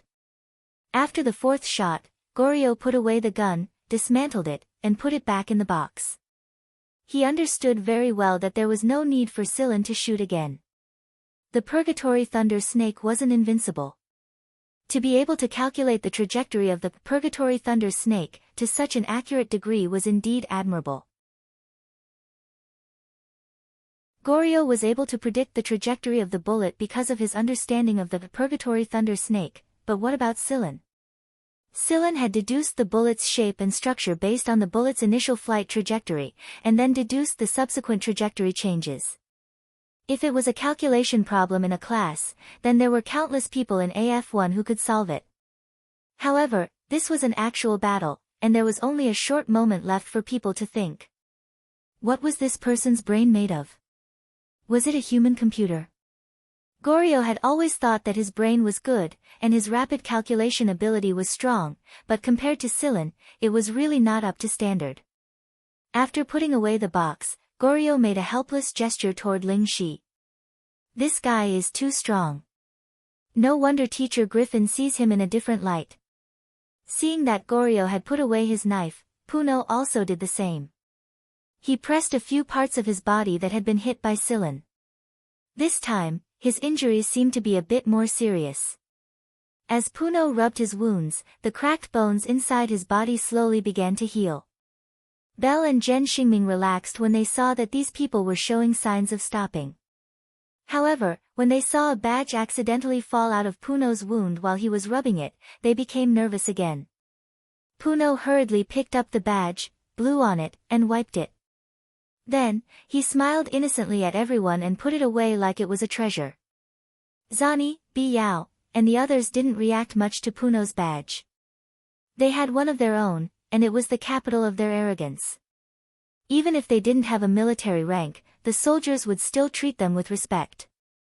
Through the night vision on her cornea, Davi also saw the pattern on the badge. The hand holding the butterfly knife trembled a little. Wing. Wing was a special department of the Mist Bodhisattva Empire. The emblem of Wing was a pair of wings. At the center of the emblem was the national emblem of the Mist Bodhisattva Empire.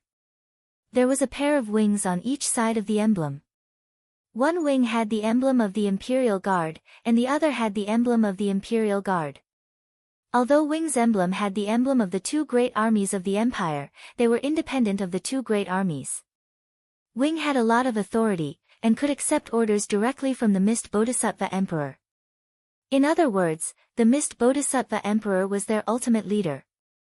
They were also the only department that the Mist Bodhisattva Emperor had granted them the right to kill nobles directly. There were plenty of nobles who had broken the laws of the Empire and been beaten by Wing, and many of them had been killed. That was why the nobles' first reaction when they saw Wing was to feel guilty. Who didn't have a pile of shit on their butt? In Belle and Zhen Xingming's eyes, these people were just AF1 and AF2 students. At most, they would feel a little uncomfortable, but they didn't think that they would cause too much trouble. But now, they weren't so sure anymore. Who knew what kind of orders these people had received? What if they were accidentally injured or killed in the end? It wasn't that Belle and Zhen Xingming were cowards. As direct descendants of the royal family, they shouldn't be so afraid of Wing's people. But Belle and Zhen Xingming had never been obedient since they were young. They had done what they should and shouldn't have done. It would have been fine if their father was here to support them, but without the old man's support, they were clearly lacking in authority. When did Wing recruit these bastards? Why hadn't they heard anything at all? Belle and Zhen Xingming couldn't be blamed for not knowing. If they were still in the imperial capital, they would have found out with a little investigation. But the problem was that they had left the imperial capital for a while now, so they didn't know what was going on in AF1 and AF2. Zani was very cocky. The wings on his back were flapping loudly to show off his existence. Belle and Zhen Xingming, the two princes of the royal family, were intimidated by him. Ahem, Puno, put your badge away. Of course, it was an accident. Puno had no intention of showing off. He put away his badge and started massaging his wound again. Zani glanced at the guarded Belle and the others and was about to show off again when he noticed Silen's gaze. He turned to look at Silen. What are you looking at, kid? I know I'm handsome, but you've never seen a man with wings before, have you? It can't be helped. Talent always attracts jealousy. Bi Yao and Inaf were used to Zani's behavior a long time ago. They didn't even bother to roll their eyes at Silen. Silen, was it? Our boss has a message for you. Silen moved before Bi Yao could finish his sentence. Although Puno was rubbing the wounds on his body, he was also paying attention to Silen's movements at all times. At this time, he saw that Scylla had suddenly moved, and he even had the momentum to openly swing his blade. Moreover, the target of the swing was none other than the smug Zani. Puno instantly pushed himself to the limit and smashed a large hole in the ground with his legs. He sprinted towards Scylla. Biao also kicked at Scylla at top speed. Judging from the group situation, Scylla was the closest to Punori, and Biao was slightly further away. However, neither of them could compare to Scylla's distance to Zani's. Scylla was obviously the furthest away, but he was able to dodge Puno's fist, Biao's kick, parry Anaf's fist, and stab Zani in the stomach. Zani was still thinking about how to show off in front of these two famous members of the royal family, but he suddenly felt a strong sense of danger. But before he could react, he felt a chill in his abdomen, and a huge chill swept through his entire body. Zani regretted his carelessness. He had failed miserably in an easy task. For a moment, Zani felt that he had experienced the feeling of death. Ling Shi and Goryo, who were standing on top of a tall building, didn't expect Scylla to be so daring either. Belle, the Jen family, and the Fuvig family members who were watching from the shadows felt like their hair was about to explode when they saw this scene. Belle and Jen Xingming really wanted to knock themselves out on the ground. Stabbing a member of Wing. Other than those who didn't care about their lives, only their superiors would listen to them. But Scylla didn't look like someone who didn't care about his life, and he definitely wasn't a member of Wing. Why would he stab Zani? Although Zani's mouth was as big as Bart's, he couldn't just stab Zani directly. Belle looked at Jen Xingming. It's over. Scylla definitely doesn't know about Wing, or he wouldn't dare stab Zani. What do we do? What do we do? Motherfucker, bastard. Puno's body swelled and doubled in size. Anaf and Biao were different from before as well. They looked like they were ready to fight to the death. Ling Shi and Goryo flew down on a fan-shaped flying board. Goryo was holding two guns in his hands, two short-barreled guns similar to the ones from before. Wait! Ling Shi stopped them. Zani's fine. Scylla put away his blade. It still wasn't stained with a single drop of blood. He frowned at Zani. Scylla was far more sensitive to those things than anyone else present. In fact, he was even more sensitive than Zani himself. But he drew his knife at Zani. This is unforgivable. Puno and Biao looked like they were about to stop. Stop! Zani shouted. Puno and Biao finally stopped attacking when they heard Zani's words. They looked at Zani in confusion, not understanding why he was doing this. Zani took a deep breath with some difficulty and exhaled slowly. It took him quite a bit of effort to recover from the shock just now, and he waved his hand at the healing potion Anaf passed to him to indicate that he didn't need it. Belle had covered his face with his hands when he saw that the battle was about to begin, but his eyes were still peeking through the gaps between his fingers. At first, he was complaining that the people hiding in the shadows didn't come out to help, but when he saw that things weren't going the way he expected, he moved his hands away and openly observed the situation. Under everyone's confused gazes, Zani raised his hand and revealed 5 fingernails that were even longer than his fingers. Then, Zani put his hand into the wound that Scylla had just stabbed him. Zani used his long fingernails to dig into the wound until they completely disappeared. Belle and Jen Xingming subconsciously touched their abdomens and shivered when they saw this. It must be very painful. When Zani's fingernails reappeared, they were holding a black object about the size of a quail egg. An insect?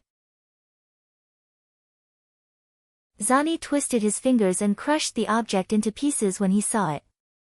Then, he raised his head and let out a long scream that didn't sound like a human's. Following this sharp scream, Zani's originally sturdy body quickly became thin, but his arms were stretched out. Pop! Pop! 2 more pairs of wings unfurled behind Zani's back, each longer than the last. 2 long, sharp teeth protruded out of his mouth. His silhouette under the hazy starlight looked quite sinister at first glance, like a demon from a fairy tale. Scylla could feel that Zani had become lighter. No, his bones had become lighter. They were probably hollow bones that allowed him to move faster in the air. This was the real Zani. In comparison, the previous Zani looked like he was playing with a child. Zani let out another scream after he became like this. This time, he didn't change as much as before, but there were some obvious protrusions moving around his body. However, these protrusions moved from Zani's body to the 3 pairs of wings as if they were threatened.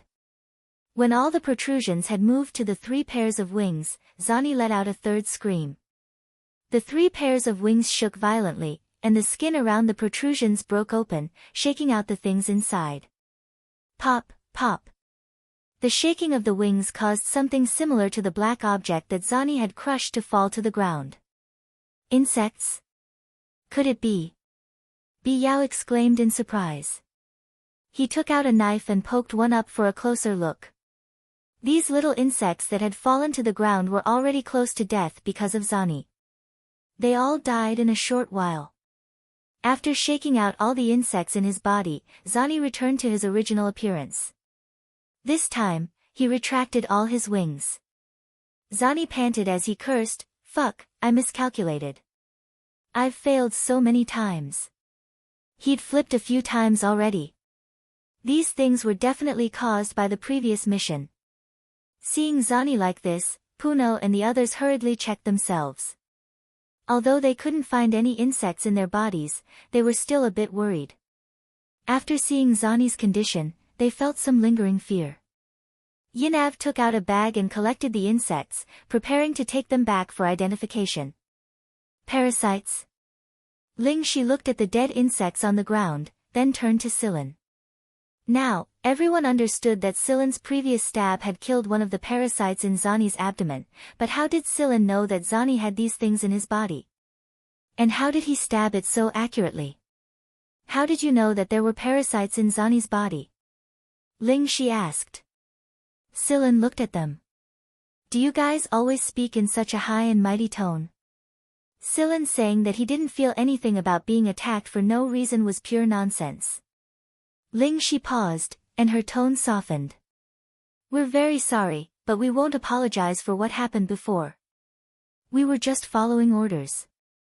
Still, we thank you for what you did to Zani. Hey, you, Silan, right? Thanks. Zani had expended too much energy just now, so he sat down on the ground and said to Silan. No need to thank me. Even if I didn't use my blade, you would have been able to endure it. It was just that it would have been terrible. Everyone knew this. Yao was about to say something when Ling Shi stopped him. She took out a card and handed it to Silan. This is what our superior, Teacher Griffin, asked us to give you. As for how you treat it in the future, we won't interfere. Silan took the card and looked at it, but he didn't understand what it was. Belle and Zhen Xingming had grown bolder by now and moved closer to take a look. Holy shit. You people from AF1 have gone too far. I've never seen people poach people like this. Belle's arrogance returned as he pointed at Ling Shi and the others. AF1's recommendation card. Zhen Xingming looked left and right before patting Silan's shoulder. Brother, you're in luck. Someone recommended you to AF1. Silan finally understood the card's use. This meant that he would be able to enter AF1 if he brought this card with him during the next recruitment. Zhen Xingming continued, you don't know yet, do you, Silan? The people in AF1 can only enter through recommendation. That bastard Tuo-sen. Belle interrupted Zhen Xingming with a loud roar. It must have been that bastard Tuo-sen who leaked the information, that piece of trash. I knew he wasn't reliable. Okay, we have to go too. As for this matter, if you have any questions, you can ask Teacher Griffin directly, said Ling Shi. They had done what Griffin wanted them to do, and they still had a mission to complete. They couldn't stay here for too long. Plus, they had to investigate the parasites and seal off the place first. Funo and the others suddenly felt that something was wrong when Ling Shi said they were leaving. It was as if one of them was missing. While they were thinking, they heard a noise coming from the edge of the wall. 2 cat paws rested on the edge of the wall before a cat's head popped out. The cat seemed to be biting something in its mouth. Hui Mao looked very spirited and unharmed. It was only after they jumped up that they realized that Hui Mao was biting the Black Panther's tail. He had dragged the Black Panther up by its tail. It looked like he had done it effortlessly. The surroundings lit up again. The flickering lampposts and the surrounding projections illuminated the place. However, it probably wouldn't be as noisy as it used to be tonight because the planetary government had already sent people to evacuate the hypnotized people here. As for the Black Panther that Hui Mao had dragged up, it looked very weak. Its body was obviously swollen, and it lay there limply. It raised its eyelids to look at Ling Shi and the others before hugging its head with its paws. It wanted nothing more than to find a hole to hide in. Shameful, too shameful. He actually lost to an ugly cat. After Hui Mao jumped up, he looked at the people around him and tossed the Black Panther on the ground. He then walked up to Dewey as if there was no one else around. Do you have any more alcohol? I'm thirsty. Belle really wanted to worship it. This cat was just too amazing. Not only did it beat the Black Panther into this state, but it could also drink so much. Not only was it so good at drinking, it even ignored the people from Wing. As expected, like pet, like master. Dewey looked at the people around her and took a step back, then another. Seeing that there was no reaction, she left to look for alcohol for Hui Mao. Hui Mao saw that Dewey had gone to look for alcohol, so he turned around and ran to Silin. He climbed up to Silin's shoulder with practiced ease. What's that in your hand? The invitation card attached. Silin handed the card to Hui Mao for him to take a closer look. Attached? Is it the first advanced education school of the RAS that Belle mentioned? Yes. Hui Mao looked at the card, then at the people around the Black Panther who were feeding it medicine and inspecting it. Just like that panther. Indeed. No. Hui Mao wagged his tail confidently. Too weak. What a waste of time. The people around him, this cat was too cocky. Hui Mao pushed the card away with his paw and yawned, looking like he didn't want to talk to them anymore. Zani couldn't stand it anymore. You can't say that. We've all been conserving our strength. The Black Panther raised its paws and covered its ears. It had used its full strength, but it was suppressed before it could show its power. Seeing the Black Panther like this, Ling Shi called out to Zani. Let's go. We still have a mission. Puno followed Ling Shi and the others for a few steps before running back to stand in front of Silin. I really don't have that thing on me. Without waiting for Silin to speak, Hui Mao said without opening his eyes, Are you talking about the bug? No. Puno looked at Hui Mao, then at Silin. It was only when he saw Silin nod that he happily caught up to Ling Shi and the others. After Ling Shi and the others had left, Hui Mao urged Silin to find a place to eat. Hey, wait for me. Belle chased after him while cursing into his communicator. Why didn't you say this earlier? What's the point? I'm not going back. I don't want to listen to you. After ending the call, Belle turned around and called out to Zhen Xingming who was still standing in place, Let's go. Got it. Zhen Xingming answered, but he was a little confused as he watched Silin's back.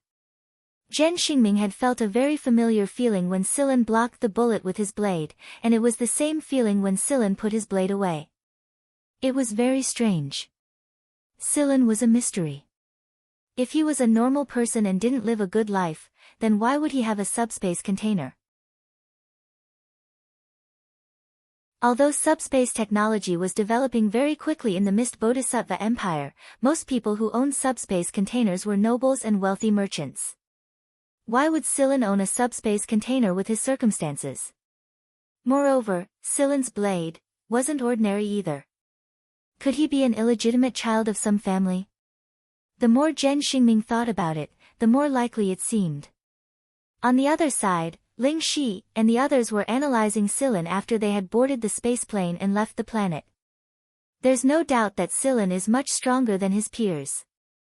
Even some of the people from AF1 and AF2 might not be able to beat him in a head-on fight, Biao said. But why hasn't anyone discovered him yet?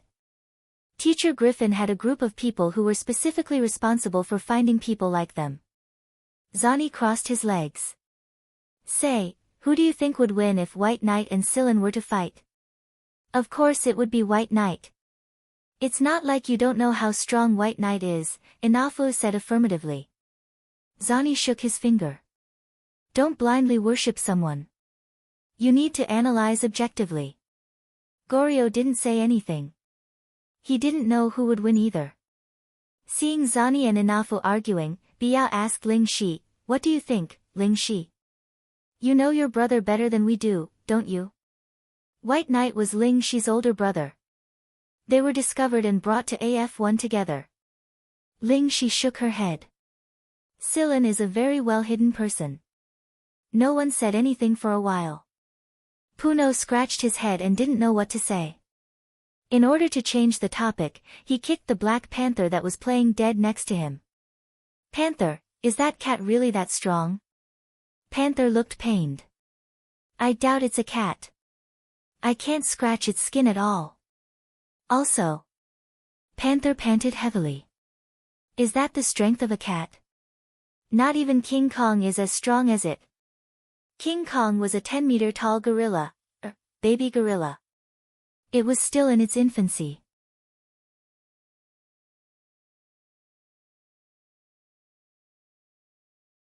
Chapter 235. Belle and Zhen Xingming didn't care how Ling Shi and the others discussed the matter after they left. They finally relaxed after the tension had passed, and their playboy demeanor quickly returned. The planetary government continued to play dumb as if nothing had happened. In reality, they did want to selectively lose their memories. After all, they couldn't afford to offend either Wing or the princes of the two royal families, so they might as well forget about them. De Wei had already ordered her people to repair the damaged parts of the bar. Belle and Zhen Xingming were the ones who paid for it, so the two princes didn't mind the small amount of money. Will you join AF1, Sillin? Belle and Zhen Xingming looked at Sillin. They were very curious about this. Sillin shook his head. I don't know. Let's see how it goes. There were too many variables at the moment, and he wasn't familiar with this place yet. Jenya's incident also puzzled him. It wasn't hard to bring Jenya back to the Zhen family, but what did Jenya mean when he said that he could only go home when his ring reacts? If you can make it through, you will definitely learn a lot of things after joining AF1. You should know that AF1's teachers are all famous people of the Empire. Other than the people from the RAS, there are also famous generals of the Empire, some retired generals and old politicians. Zhen Xingming really hoped that Sillin could join AF1. Belle and Zhen Xingming felt awkward every time they talked about AF1, but they had always admired them from the bottom of their hearts.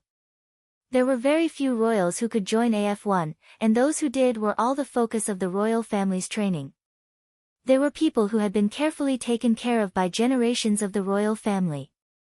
Even the two sons of the current king couldn't compare to their influence in the royal family. Unfortunately, Belle and Zhen Xingming didn't have the talent or the ability to endure the hardship. If Sillin went to AF1, he could brag a little, I have a good friend in AF1 too. Belle didn't say anything. He had a feeling that Sillin would either be lured into joining the army, or someone else would take advantage of the situation and steal him away. If I go in now, the people of my age should be much younger than me, right? After all, as you said, the people there are all geniuses, Sillin said. Zhen Xingming waved a hand and explained, that's not necessarily the case. The age range inside AF1 is too broad, and that place doesn't care about age at all. It doesn't even care about race. Didn't you see how cocky that black leopard was? Moreover, if you were to enter, you might not necessarily start from the very beginning. AF1 didn't have a fixed grade level. They would arrange the curriculum based on the admission test. Most of the time, the attached school doesn't look like a school, but more like a base to cultivate special talents. In that case, Sillin did have some sectors. If he could go there and learn new knowledge, he would definitely benefit greatly. Sillin thinks for a moment, then asked, "What's up with the wings you mentioned before?" Belle and Jen Xingming explained Wing's situation to Sillin in detail so that Sillin would pay more attention to anyone who saw Wing in the future. Belle and Jen Xingming's fathers weren't afraid of Wing, but they were. It couldn't be helped. They had done too many shameful things, so they couldn't help but feel guilty whenever they saw them. The reason Wing was founded was because of the extravagance of the nobles. Wing was the eyes and ears of the mist Bodhisattva Emperor. When Wing was around, the nobles were a lot more restrained. It was to supervise the nobles. Therefore, even though the nobles had special privileges, they couldn't go too far. It would be terrible if they were caught. Alright, let's change the topic. My stomach hurts when I talk about this, Belle said while shaking off the cold air around him. Alright, I do have something to tell you. Hee, Big Bro bought a new car. Jen Xingming looked spirited as he slapped the table and boasted, "That's Whirlwind's new tripod super flying car series. There are only 5 of them out now, and this Prince's Ride is one of them." Whirlwind was a famous brand among flying cars. It was one of the most unique super flying car manufacturers in the empire. It was famous for its low-key luxury and belonged to the Sizer family. It was one of the top families among the tripod flying cars, and many of its models could be transformed, restrained, and flashy. It was loved by the nobles and was the dream of the flying car race. Belle said sourly while listening to Jen Xingming's drawn-out boasting, "What's the point of just talking? Bring it out and let us see what Whirlwind's latest super flying car model looks like." Belle could have gotten his hands on one if he didn't want to experience life. The problem was that he had already missed the opportunity. Dewey shot a sideways glance at the smug Jen Xingming and shook her head. What a spendthrift. Sillin himself wanted to see what the legendary super flying car looked like. However, a strange expression appeared on Sillin and Belle's faces when they saw the car that made Jen Xingming's tail stick up in the air. It was because it was one of the models that Fleeka and the others had been researching. Belle's sour mood immediately brightened up. His grin was so wide that it almost reached his ears. What was I thinking? I didn't know it was something we could play with. It was Belle's turn to be smug this time. You're just jealous. Why the hell would you play with a new car? Jen Xingming said with a, "I knew you were lying" expression. TSK, why would I lie to you? Belle jumped into the car with practiced ease and fiddled with a series of settings on the control panel. The flying car changed its form according to the settings, and Belle explained to Jen Xingming while driving. He was able to explain in detail many of the settings that Jen Xingming didn't have time to figure out yet. Fuck, how did you know? Jen Xingming grabbed Belle's neck and shook it hard. Belle kicked Jen Xingming away and rubbed his neck. Then, he raised his chin proudly and said, "I was there when that fatty Fleeka was designing the flying car. Come to think of it, I even had a hand in the creation of this car. Sillin, I think that fatty should give each of us a car when we run into him." Sillin shot a glance at Belle when he heard this, but he didn't say anything. Out of respect, he didn't tear down Belle's act. Under Jen Xingming's pressure, Belle explained the whole story briefly. However, he made sure to beautify himself a little and reduce Sillin's presence by a lot. He had to prevent the Jen family from poaching Sillin. Jen Xingming rubbed his chin and looked at Sillin. When are you guys going back? I'll go with you and see where this car came from. Let's go tomorrow. Belle had no objections to Sillin's decision. He could do anything he wanted right now, but he didn't want to go back to school. Belle was even more reluctant to return to the imperial capital now that Jen Xingming had joined them. The next day, the trio left Old Man Chang's planet on Belle's flying car. Sillin bought some things for Old Man Chang's triplets and a high-end electronic board and microcomputer for Chang Xiaowu. Jen Xingming and Belle bought a lot of things as well when they saw Sillin, especially children's toys. It was easy to win people's hearts and make a good impression on them. Dewey even gave Huimao a dozen or so bottles of alcohol and a huge bag of fish biscuits before they left. Hui Mao was so happy that he was in high spirits even when he returned to the planet. They took a spaceplane that was a little more inconspicuous. The main reason was that there was a warehouse on the spaceplane that made it convenient to store Zhen Xingming's flying car. Inside the shop, Old Man Chang was calculating the income from the parts he had sold over the past few days. This place was a lot more relaxed than the maintenance street outside the city. The living standards of the people in the city were higher, and the prices of the things sold were much higher as well. All in all, the family's living conditions were better, and they were a lot more relaxed. The knot in Old Man Chang's heart had been removed after Chang Xiaowu's illness was cured. The triplets were helping to repack the parts, but they would grab a handful of biscuits every once in a while. It looked like the three of them had grown a lot fatter. Just as Old Man Chang was calculating how much goods he should buy, a commotion suddenly broke out at the entrance. A flying car had stopped in front of the shop. Although the flying car didn't look flashy, it was actually very steady. It didn't stand out even among the other cars, and it gave off a very comfortable feeling. It wasn't eye-catching at all, but it was enough to catch the attention of anyone who saw it. What caused the commotion, however, was the brand at the front of the car. Old Man Chang had once dreamed of driving a car of this brand when he was younger. Who in their line of work wouldn't like a car of this brand? Whirlwind was a very high-end brand. Although this was the city, the center of the planet's wealth, it was extremely rare to see someone driving a Whirlwind. Old Man Chang had seen one once when he was younger, but that was all. He hadn't seen it again after that. He didn't expect to see one today. The car door opened, and a person walked out. He looked quite young and handsome. Moreover, he walked straight into the shop.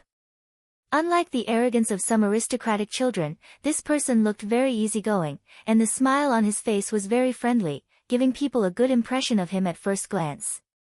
However, from the way he dressed and behaved, Old Man Chang could tell that this person was definitely an upper-class gentleman. Old Man Chang was a little nervous. He didn't know how to react when encountering such a person.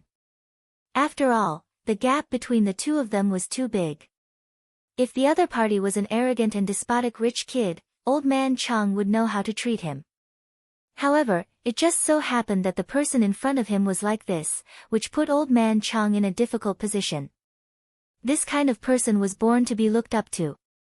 Even though he appeared to be easygoing, Old Man Chang still felt nervous.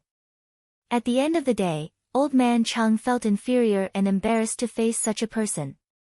Although there was a service robot, Old Man Chang still went up to greet him personally. "Excuse me, what do you need?" Old Man Chang asked carefully. The person smiled warmly. "Don't be nervous. I'm just looking around." "It's because you're looking around that I'm nervous." Old Man Chang thought to himself. As if reading Old Man Chang's mind, the person didn't say anything and looked at the parts on display. "I can see that you're very familiar with the structure of a flying car," the person said. "These parts are all arranged according to a specific construction order." At the mention of these things, Old Man Chang's nervousness lessened a little. As the person asked some maintenance questions, Old Man Chang's nervousness also slowly eased, and he answered seriously. Old Man Chang felt that this kind of person was quite good. Even if he didn't buy the parts, he couldn't be annoyed. Fortunately, the person sat on the chair that the service robot had brought over and chatted with Old Man Chang. He took a cup of water and moistened his eyes. Old Man Chang couldn't help but sigh in his heart. This was the upper class. Elegant, truly elegant. Sitting there, he looked like a painting. Even the act of drinking tea was so beautiful. While the two were talking, there was a whoosh, and another flying car stopped in front of the shop. However, this car was much more flashy, and what made the surrounding people go crazy was that it was another Whirlwind. What kind of dog's hit luck did this shop owner have? He actually got 2 Whirlwinds parked in front of the shop. However, some people began to suspect that this shop owner had some kind of relationship with some upper-class people. "Ha, we're here. This is the shop. It's a little small, but it's not bad. Zhen Xingming made a cool pose after coming out to show off his presence. We're finally back. Hui Mao jumped into the shop and yelled, "Come out and move the stuff, little ones." The triplets and Chang Xiaowu all came out when they heard Hui Mao's voice and surrounded him happily. The service robot helped to move the things Silan had bought into the shop. "Little ones, I'm a friend of your big brother Silan, and I've brought you gifts." Zhen Xingming hurriedly took out the things he had bought from the car and piled them up on the ground. The triplets' eyes lit up, but they didn't go over to Silan directly. Instead, they looked at Silan and only went over to take the things after Silan nodded. Zhen Xingming was very confident in the gifts he had bought. This should leave a good impression on the little kid, right? Look at your manners.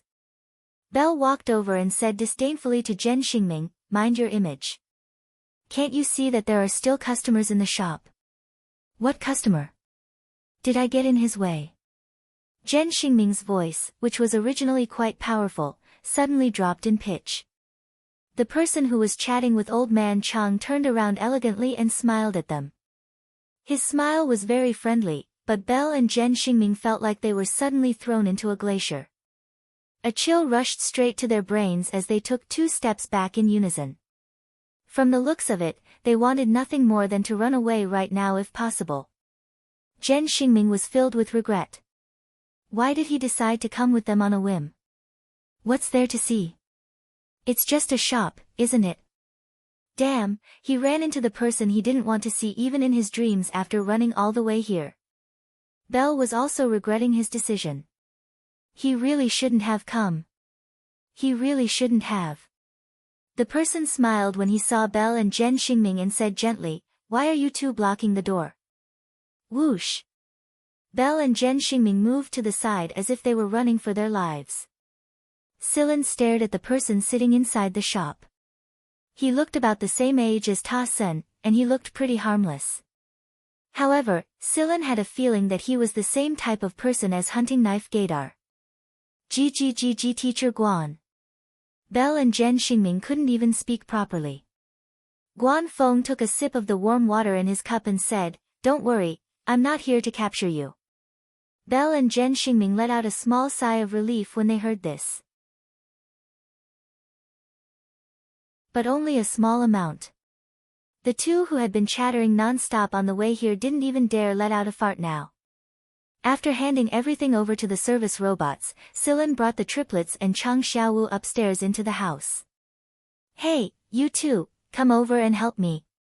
Silan shouted at Belle and Zhen Xingming from the stairs.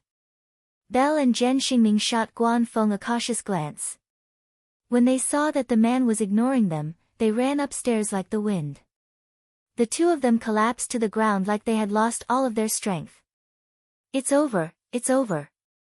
Why did we run into him here?" Zhen Xingming looked like he was about to cry. "I don't know either. I wouldn't have come here even if you beat me to death if I did." Belle rubbed his face hard. After asking Hui Mao to take the 4 kids to play with their new toys, Silan brought over 2 cold drinks and passed them to the completely absent-minded duo. "Drink this. It'll help you calm down." The duo accepted the cold drink and gulped it down in one go. When they were done, they let out a long sigh of relief. Suddenly, Zhen Xingming remembered something and asked, "Silan, did Guan Feng come looking for you?" The more Zhen Xingming thought about it, the more likely it seemed. They had just run into someone from AF1 and AF2 not long ago, and now they were running into Guan Feng today. How could there be such a coincidence? Plus, who was Guan Feng? There was no way he would run all the way to this poor little place just to chat with an old man. Guan Feng? Is that person called Guan Feng? Silan asked. Yeah, his name is Guan Feng. Zhen Xingming suddenly paused and looked around. I don't think the people down there can hear us if we talk here, can they? Silan nodded. The soundproofing here is pretty good. Zhen Xingming listened for a bit and confirmed that the soundproofing was pretty good before continuing. Guan Feng is a special teacher at AF1. He might look about the same age as Tua Sen, but he's actually the same generation as my grandfather. I don't know how old he is, but his age is a mystery to me. Also, he's a member of Wing, and he's a high-ranking member at that. I think he has a military rank like Major General or something.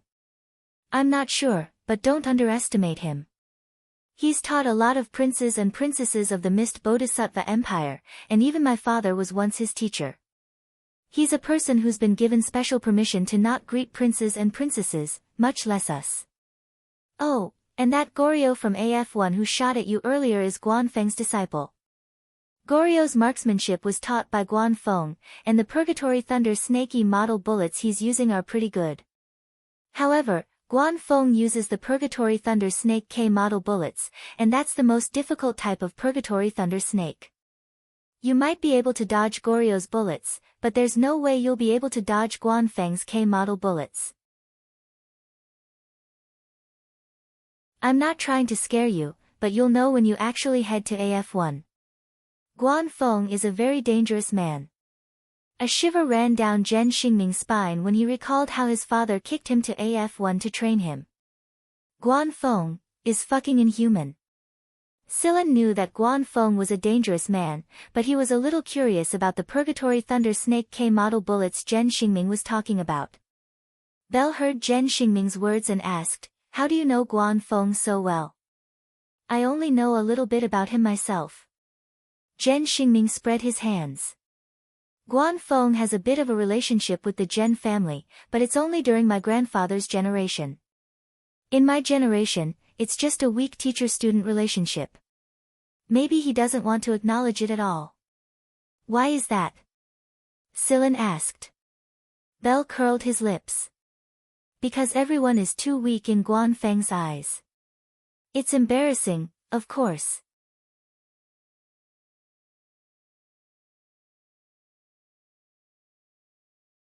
Chapter 236. Belle and Zhen Xingming had a lot of opinions about Guan Feng, but it was obvious that they were more respectful of him than anything else. After all, Guan Feng could be considered an experienced man. Even his father's generation was his subordinate. No matter how arrogant they usually were, they wouldn't dare act recklessly in front of Guan Feng. While they were talking about Guan Feng, the doorbell rang. Silen opened the door, and the triplets came over to take a look at Belle and Zhen Xingming. They said, "The big brother downstairs wants these two brothers to come over." "The big brother downstairs, big brother." Belle said seriously to the triplets, "You should call the man downstairs Grandpa." The triplets looked puzzled. They really didn't know why they were calling the young man downstairs Grandpa. They were going to call him Uncle, but they felt that it sounded too old. That was why they called him Big Brother instead. Zhen Xingming put a hand to his forehead. "Belle, we shouldn't be worrying about how we should address him right now. What do you think Guan Feng will do to us if he asks us to come downstairs?" Belle finally came to his senses and said with a conflicted look on his face, "He said he's not here to take us back." Zhen Xingming curled his lips. You can't understand Fox Guan's words with normal logic. Back in AF1, he was always thinking about how to torture us. If it wasn't for my strong willpower, I would have gone crazy a long time ago. No matter how unwilling they were, they had to go downstairs anyway. Belle and Zhen Xingming took 2 steps before they came back and pulled Silen with them to bolster their courage. In the past, all 3 of them were scolded at the same time. Now that Ulaganyuo was gone, the 2 of them had to endure too much firepower. However, Guan Feng didn't say anything about Belle and Zhen Xingming. He only said one thing, and it was enough to drive Belle and Zhen Xingming crazy. Guan Feng sipped his tea elegantly.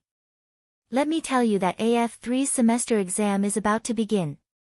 I heard that it's harder this time, and those who miss or fail the exam won't be able to take a make-up test. They'll be demoted straight away." The corners of Belle and Zhen Xingming's eyes twitched again. They didn't doubt Guan Feng's words at all, but they had a feeling that the old man was the reason why the semester exam was harder this time. Most of the time, Belle and Zhen Xingming would always return to the school during the semester exams no matter what they were doing. Even if they missed the exams, they could always take a make-up exam. Although the exams were a little difficult, Belle and Zhen Xingming were smart enough to pass them every single time. But Guan Feng's words, of course.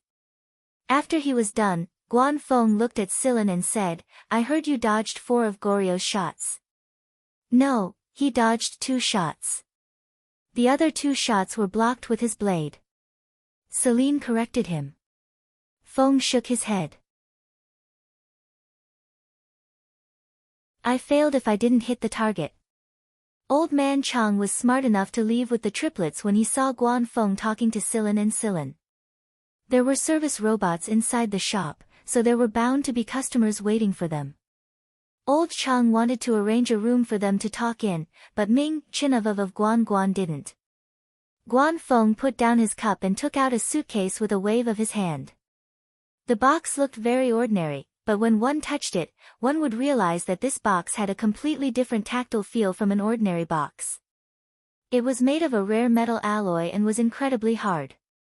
It wouldn't be flattened even by a large aircraft. Guan Feng passed the suitcase to Silen. This is a gift for you. There aren't many people around your age who can avoid a purgatory thunder snake. Silen didn't refuse the suitcase. Judging from what Belle and Zhen Xingming had told him about Guan Feng, it was pointless to refuse. Guan Feng opened the suitcase towards Silen. There were 2 compartments inside, one of which contained some parts. Silen took a look and realized that they were probably gun parts. The other compartment was filled with some strange-looking metal pieces of different sizes. The front was a little sharp, and the back looked like the tail of an arrow. The thin metal pieces were probably filled with something else. To Belle and Zhen Xingming's surprise, there was a picture of a lightning-like snake. It was the picture of a purgatory thunder snake.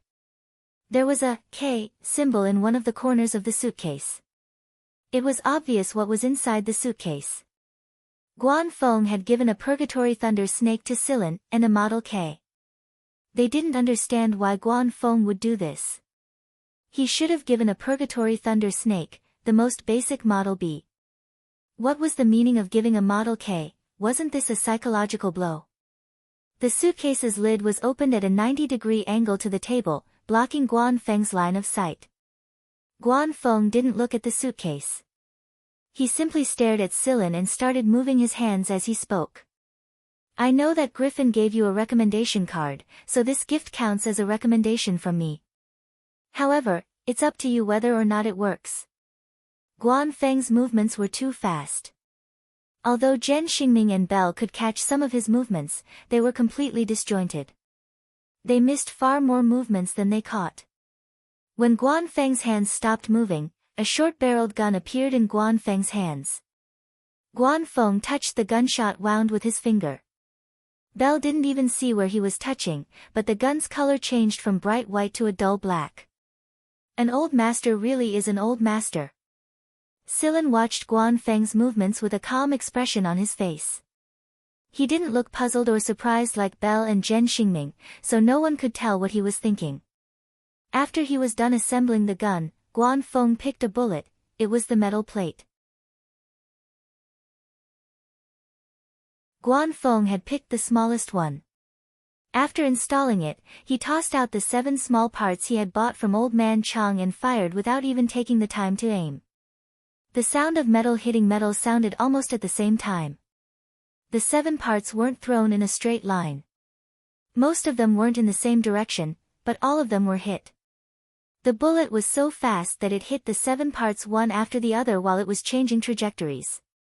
In the end, it shot into the wall. The most surprising thing was Guan Feng's reaction speed. He had already calculated the angle and timing of the shot the moment he tossed the 7 parts into the air. Everything happened in the blink of an eye. It looked like Guan Feng had carelessly tossed out the parts and fired the gun again.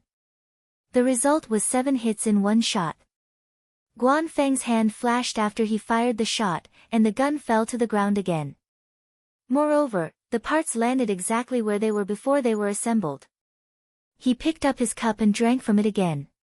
His expression was exactly the same as before. It was as if he hadn't shot the gun at all.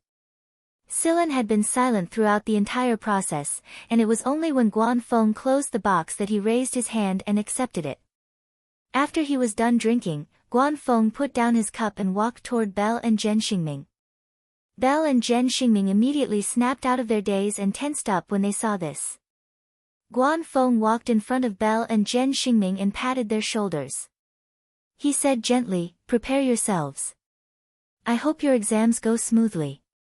Then, Guanfeng walked out of the shop with a bag of things he had just bought. He drove away. Belle and Zhen Xingming were drenched in cold sweat. Old Fox Guan did it on purpose. It was a threat, wasn't it? Wasn't it? He said he hoped their exams go smoothly. Bullshit. Maybe he's thinking about some crazy questions for the exams. Belle, what do we do? Zhen Xingming asked with a bitter expression. What else can we do?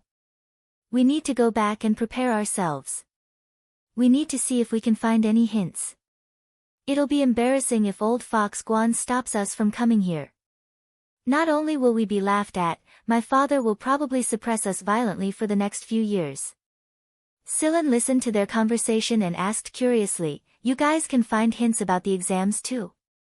Zhen Xingming pointed a finger in the direction Guanfeng had left earlier and said, "He told us that the exam this time would be more difficult, so the hidden meaning behind his words is that there's a leaked question. However, we'll have to find the leaked question and its hints on our own." So you're saying that the exams had already begun the moment he said those words? Belle nodded. That is correct. In fact, every year before the semester exams, everyone would spend their time and energy to search for hints about the exams, but the results were minimal.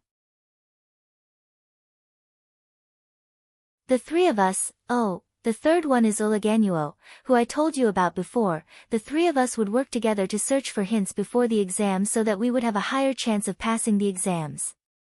Zhen Xingming looked at Silan sympathetically. If you go to AF1, the exams will be even more crazy. The hints will be given, but they're pretty hard to find.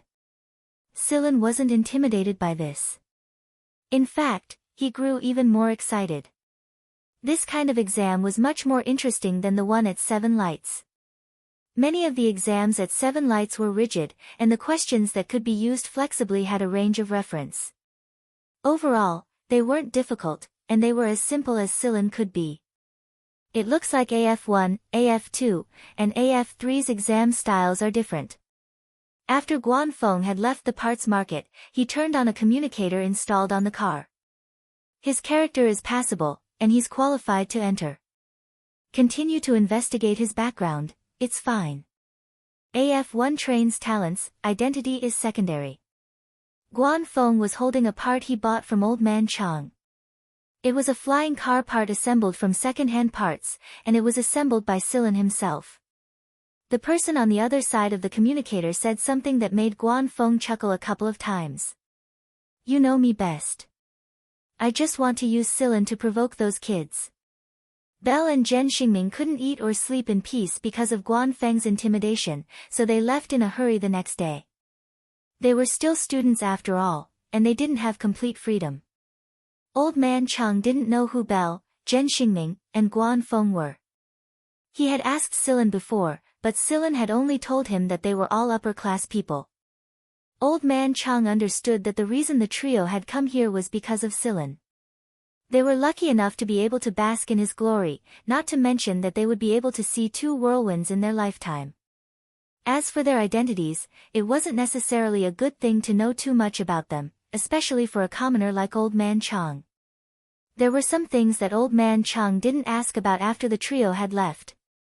Instead, he talked to Silan about Chang Xiaowu's education. Based on Chang Xiaowu's age, he should be able to receive elementary education at a school in the city. But with the knowledge he already possessed, he could absolutely go straight to an intermediate school. The top 3 schools in the Star region were allowed to give it a try. These schools would hold their preliminary exams on the internet during the special enrollment period. Even some students who were in the middle of their education would have a hard time answering the preliminary exam questions. It was obvious that these schools were very strict with their special enrollment. After the initial test, there was still a second test, an interview, and a series of other processes. If one was a noble, it would definitely be easier to get in if they had strong connections, but for someone like Chang Xiaowu, he would have to go through the same difficult path as Chang Xiaowu and Chang Xiaowu. Belle and Sillin had discussed the education of the Chang family's children back at Baron Bader.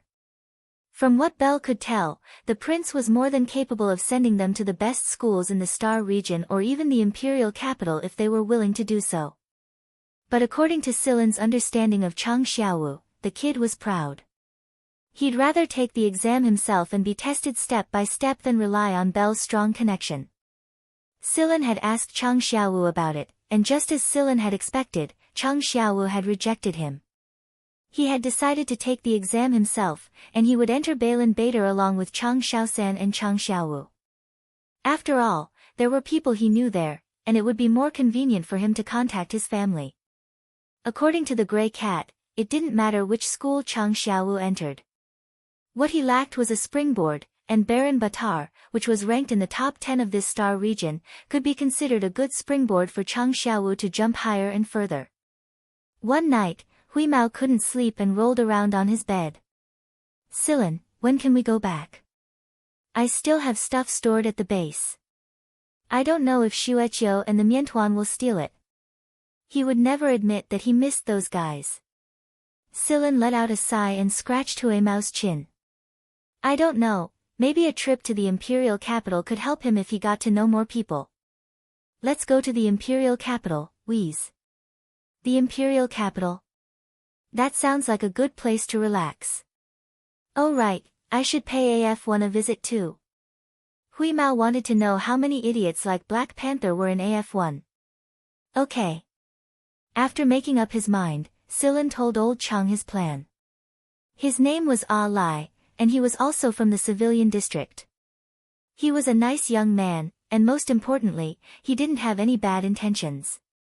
After Sillin left, he would be able to take care of old man Chang and the little ones. After all, there were many times when a robot couldn't replace a human. After everything was arranged, Sillin and Hui Mao departed for the imperial capital of the Mist Bodhisattva Empire.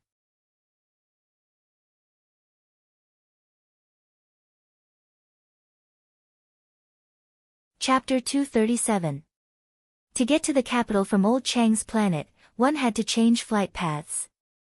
That was why Sillin had to learn about the routes at the major ports before he left.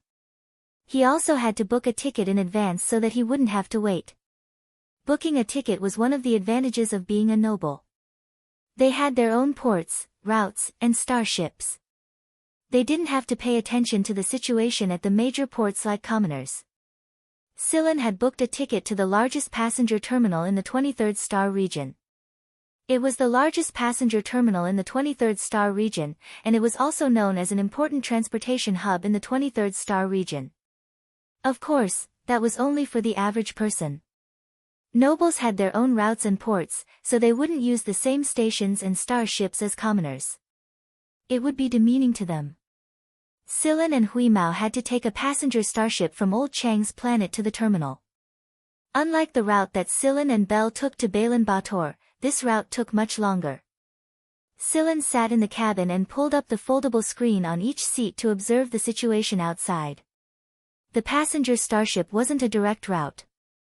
It would stop at a few stations along the way, and every time it stopped, a passenger spaceship would leave the starship and head to the destination.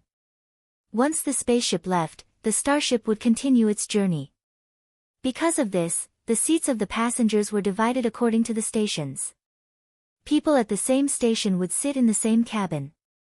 When they arrived at their destination, the cabin would be transferred to the passenger aircraft and transported to their destination by the passenger aircraft.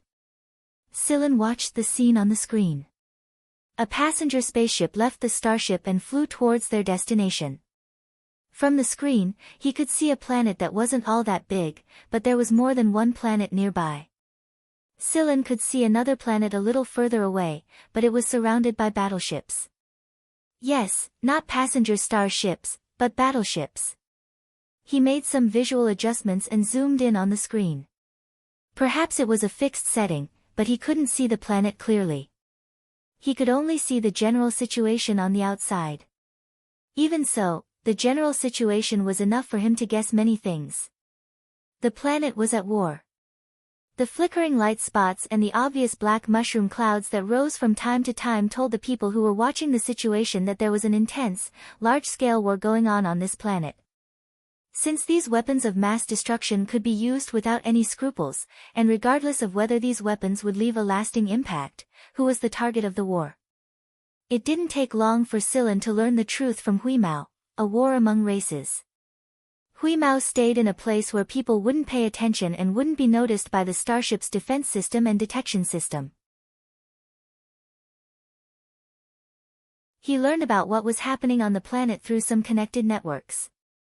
Silen had a listening device in his ear, which was specially used to communicate with Huimao. It wouldn't be detected by the passenger starship's detection system.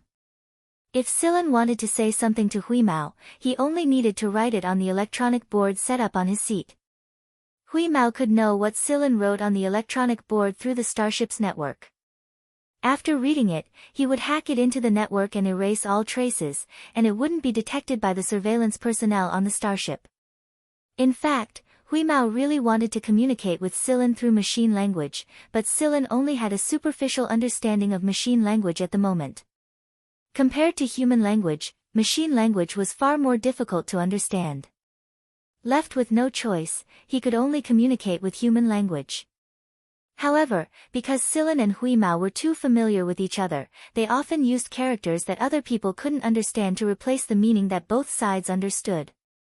Therefore, even if they were seen by others, they might not be able to understand what they were saying.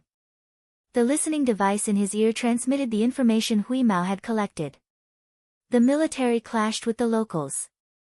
Oh, the locals look different from us. They're aliens. Wow, what a big bomb. The moment Huimao mentioned aliens, Silen could roughly guess what was going on. Not long after he arrived at the Mist Bodhisattva Empire, Silen had done some research on the situation there. One of the things he learned was that the Mist Bodhisattva Empire was very different from Gal, and that was their attitude toward aliens. In the League of Stars, genetic rank was the most important thing, not race. In fact, there were many sectors in the League of Stars where aliens were the majority, just like the Binger family in Sector H. Especially people like the Mermaid Princess, Warsaw. There were also Ba Dao and Qifeng. They were all aliens, but as long as they had the ability, they too could live a good life in the League of Stars. Needless to say, the Binger family was a very influential force in Sector H. People like Ba Dao and Qifeng could walk on the noisiest street of the most prosperous planet in the 10 free trade sectors, and no one would say anything about them. At most, some people would cast them a curious glance or two, but that was all. There was no obvious rejection. But it was different in the Mist Bodhisattva Empire. Race was a very distinct topic in the Mist Bodhisattva Empire. The ruler of the Mist Bodhisattva Empire, the three kings, the nobles, and the other bloodlines were all biased towards the common human race. Even if there was a difference, it wouldn't be too big. For example, the aliens who looked obviously different from humans and were more beast-like were the absolute targets of oppression. Most of the Empire's slaves were these aliens, the aliens that the nobles called the ugly race, because they looked too different from the common human race. Zani was an alien himself, but first of all, he looked no different from the common human race and didn't attract much attention. Second, he had entered AF2 and joined Wing, so his status was no longer the same as before. Even if there were nobles who were dissatisfied with him, they could only voice it in private and not in public. That being said, if Zani ran into another alien, such as one who looked more like a beast, he probably wouldn't feel any sympathy either. The human heart was strange like that. The difference in race and bloodline was like a deep crack that was difficult to mend. Some of the passengers in the cabin knew what was happening on the planet, so they started talking about it. They laughed and talked about, those aliens, those ugly monsters, those ugly monsters. Silen had always thought that the League of Stars was cruel enough, but after coming to the Mist Bodhisattva Empire, he realized that it was even worse. To the people of the Mist Bodhisattva Empire, an alien race couldn't even compare to a pure beast. After the war was over, even more aliens on the planet would become slaves and be sold to other people. Those who resisted would be killed, and only the obedient ones would be kept. But even then, they might not be able to live long. Through the image was transmitted to the electronic board, Scylla saw the aliens on the planet. They had brown skin, no hair, some hard protrusions on their heads, and a lot of hard folds on their skin that looked like tree bark. The soles of their feet were very long. In short, other than the fact that they all had a head, a pair of hands, a pair of feet, a pair of eyes, a nose, and a mouth, they didn't look much like a normal human. Even if they had their own civilization and their own language, there was nothing they could do about it. In the eyes of the Mist Bodhisattva Empire, aliens were disloyal. It would be fine if they obediently obeyed the Empire's orders, but if they tried anything funny, they would be suppressed with great force. The people in the cabin were still talking, but Scylla wasn't in the mood to listen to them. Should he be glad that he looked similar to the people on this planet? Scylla pulled the hibernation helmet over his seat and closed his eyes. He was silently telling the person who was about to drag Scylla over to join the conversation, "I'm going to sleep, don't disturb me." While Scylla was waiting expectantly, the starship finally arrived at the planet they were looking for. From the outside, it was obvious how busy the planet was. Be it day or night, there were a lot of starships and spaceplanes coming and going. When Scylla and the others landed on the planet, it was still daytime. To be more precise, it was morning. Scylla had booked a flight in the afternoon, so Scylla still had time to find a place to eat and comfort his internal organs. The moment Scylla stepped out of the cabin, he only felt one thing: people everywhere. The port was packed with people, and the population density wasn't much lower after they left the port. They were all in a hurry, and they all had one thing in common: they were all civilians. It couldn't be helped. The nobles had their own private ports, so there was no way they would come to a place as crowded as a pig farm. When there were so many people, there would naturally be some people with dirty hands and feet. Those who looked like refugees dressed in rags might not necessarily be rich people. Even if they went out and made a fortune, they would know not to show off their wealth. They dressed themselves like refugees to avoid being remembered. Scylla's attire was considered relatively good among these people. Scylla didn't expect it to be like this. In order to avoid unnecessary trouble, Scylla quickly left the port after punching a person who was about to attack him. After leaving a certain distance, he and Huimao went to a restaurant to eat, but the few restaurants they found were basically full. Since there was still time, Scylla and Huimao took a taxi and went to a place further away from the port. There were indeed some elegant places further away, but the prices were too expensive. However, Huimao had his eyes on the big screen outside the hotel that advertised its signature dish. Fish. What a strange fish. It looks delicious. Scylla, let's go there. Huimao raised his paw and pointed in that direction. Scylla looked over. Just by looking at the exterior of the hotel, he knew that the expenses inside were not low. Hulu, let's make a deal. Right now, we don't have as much money as when we were in the League of Stars. We can go there, but other than the platter of fish from the Four Seas, I'll order everything else. Scylla didn't have the heart to turn down the gray cat's offer when he saw that it was staring at all kinds of nameless fishes swimming around the big screen. He guessed that the gray cat would throw a tantrum if he did, and this fellow would act stupidly when it did. I know. Huimao nodded repeatedly. After getting Huimao's guarantee, Scylla walked into the hotel with it. The hotel's service was pretty good. There was even a special pet parlor, which was filled with people with pets. As soon as they entered, they saw a large mastiff. Perhaps because of the presence of this large mastiff, the pets in the pet parlor were quite obedient. They didn't dare to make a sound, curling up in the arms of their owners and eating the food that their owners fed them. But Huimao was an exception. Huimao walked in front, walking around the parlor with his tail raised. He found a place that he was satisfied with and jumped onto the table. He clapped and scratched, indicating that Scylla should sit there. Seeing that Hui Mao was ignoring him, the large mastiff announced its dominance and let out a low growl. Hui Mao was probably in a good mood today. After hearing the large mastiff's warning, he was still in the mood to stick out his tongue at the large mastiff.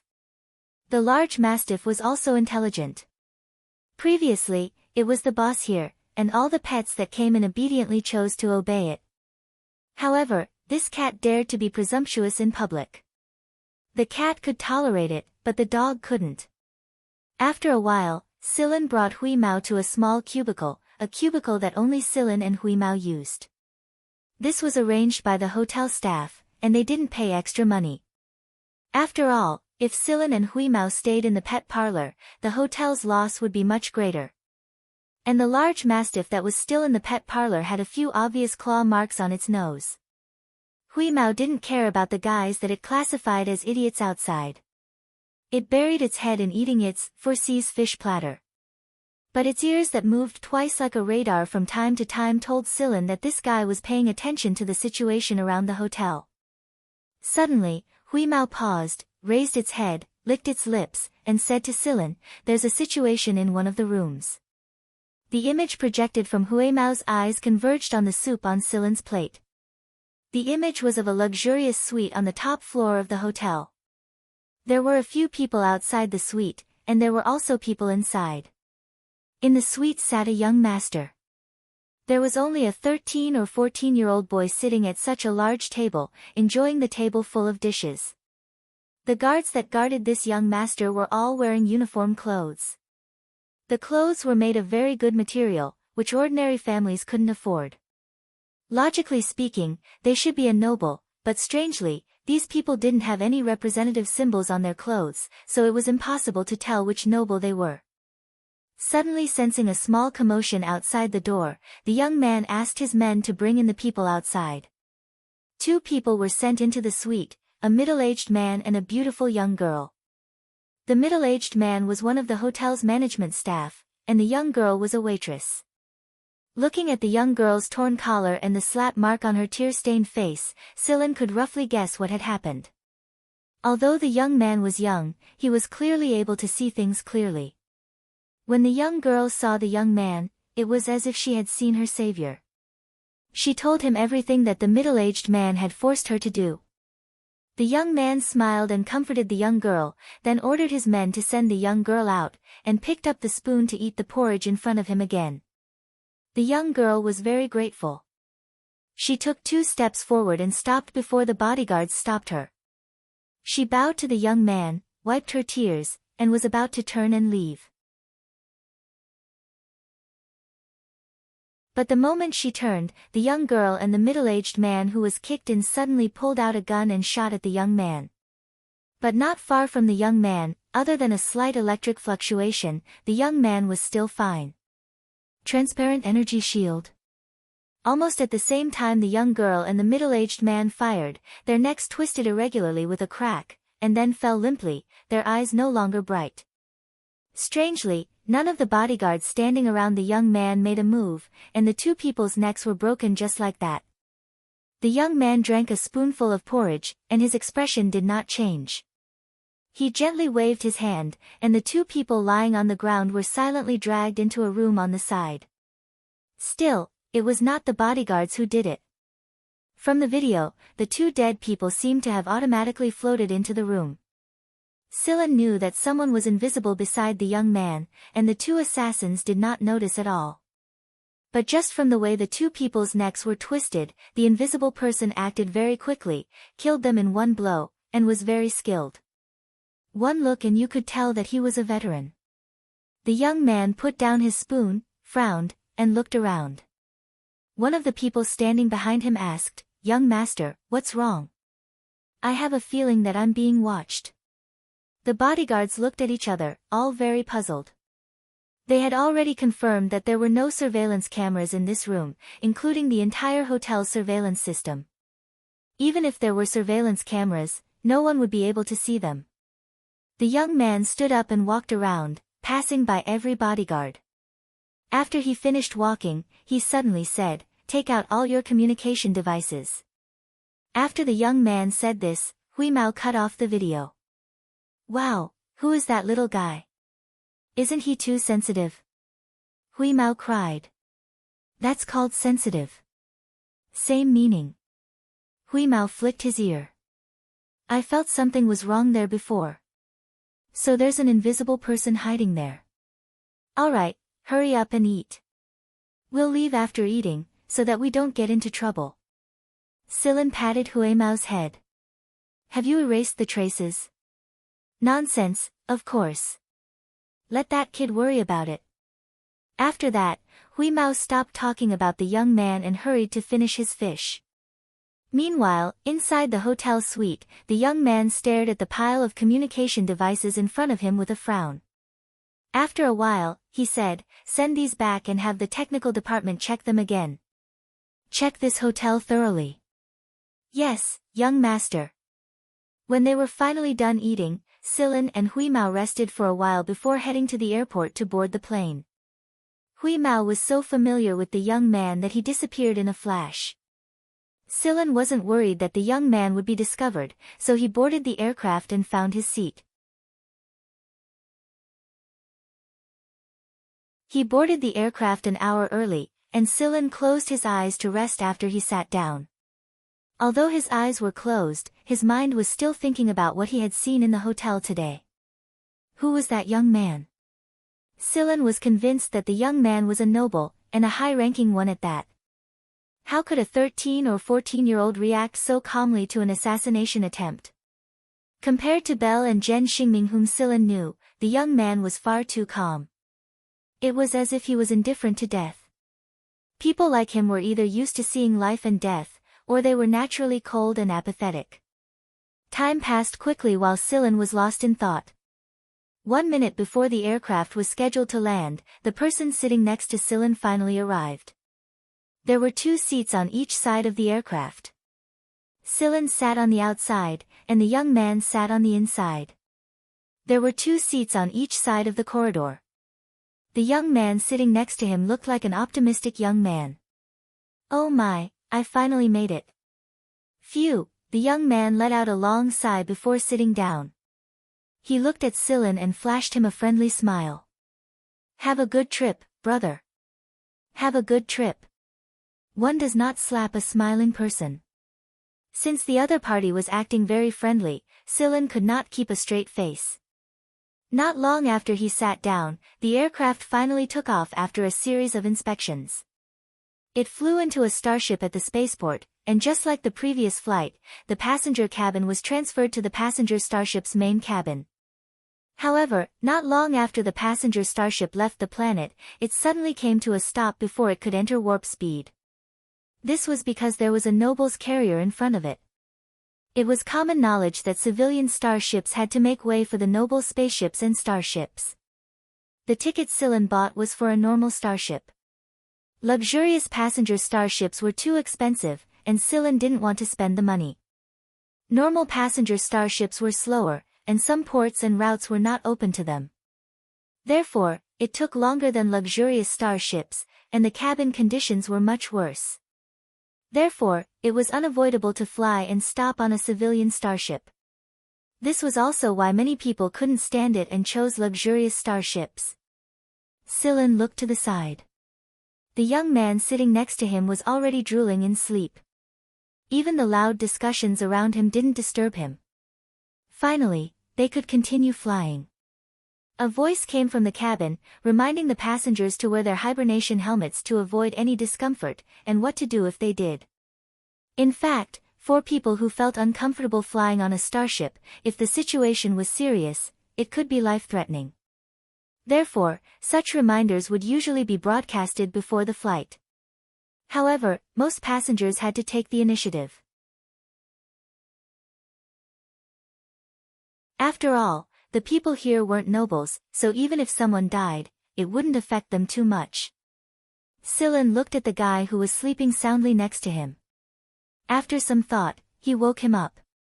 What's wrong? The person who was woken up by Silin was sleepy. He smacked his lips and wiped off the saliva at the corner of his mouth with his sleeve. He looked at Silin in confusion. He was just puzzled, not annoyed by being woken up. We're about to enter flight mode. Aren't you going to wear your hibernation helmet? Scylla pointed around. Most of the people in the cabin had put on their hibernation helmets. Only a few people, perhaps used to it, didn't wear their hibernation helmets. Hearing Scylla's words, the person scratched his head and said with a smile, "Oh, thank you." Although the person thanked him, he still didn't wear his hibernation helmet. Instead, he pointed to himself and said, "My physique isn't bad. I don't need to wear it." Scylla didn't bother with him anymore. Scylla didn't wear it either. When the surroundings were still quiet, he didn't want to wear it either. It was too stuffy. Midway through the flight, the person woke up once. He was hungry and ordered the starship's combo. When the robot brought the combo over, Scylla woke up. "Sorry to wake you up." The person took the combo from the robot, feeling a little embarrassed.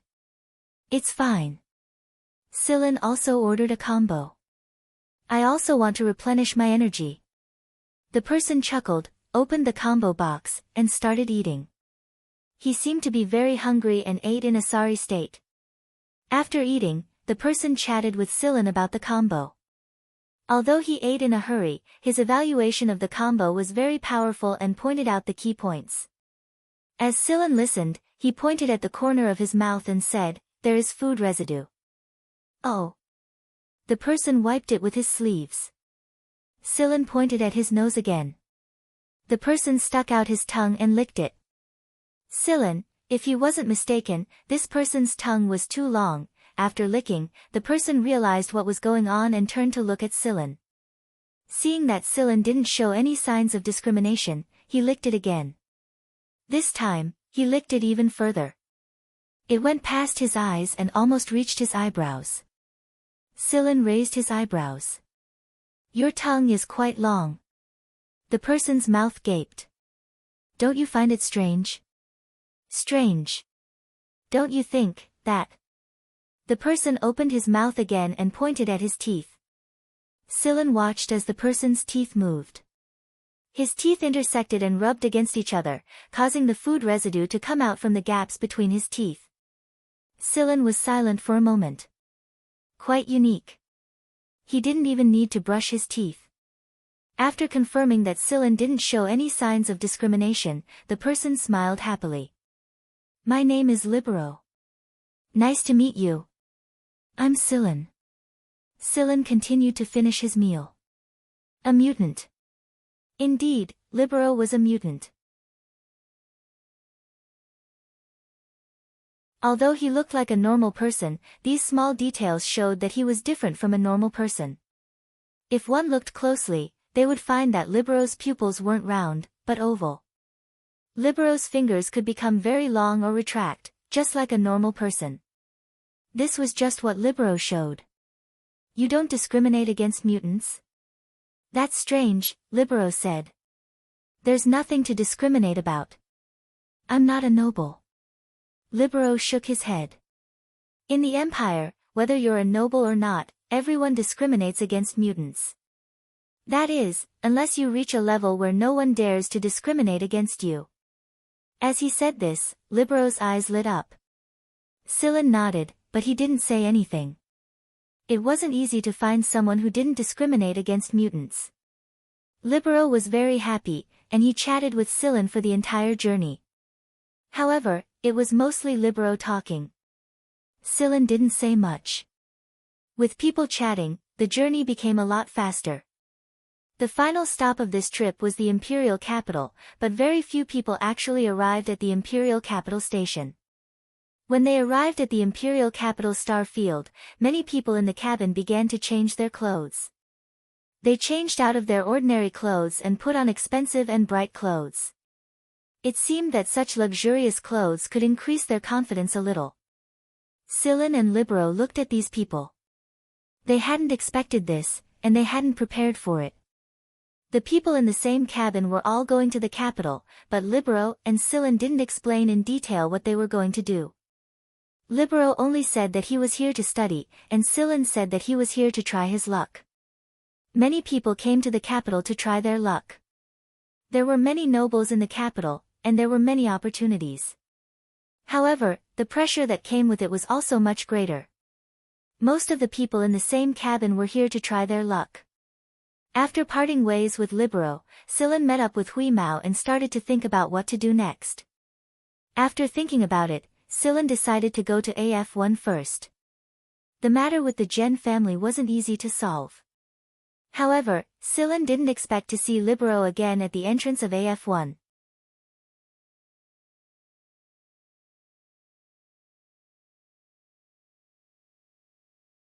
Chapter 238. AF1 wasn't hard to find, but it was hard to enter. Silen had come to the preparatory campus. With their current identities, they wouldn't be able to enter the official campus. The preparatory campus was located in a different place from the official campus. In other words, they were on different planets. The preparatory campus wasn't far from the official campus. Silen could see the planet where the official campus was located from this planet. The official campus of AF1 was located on a huge planet.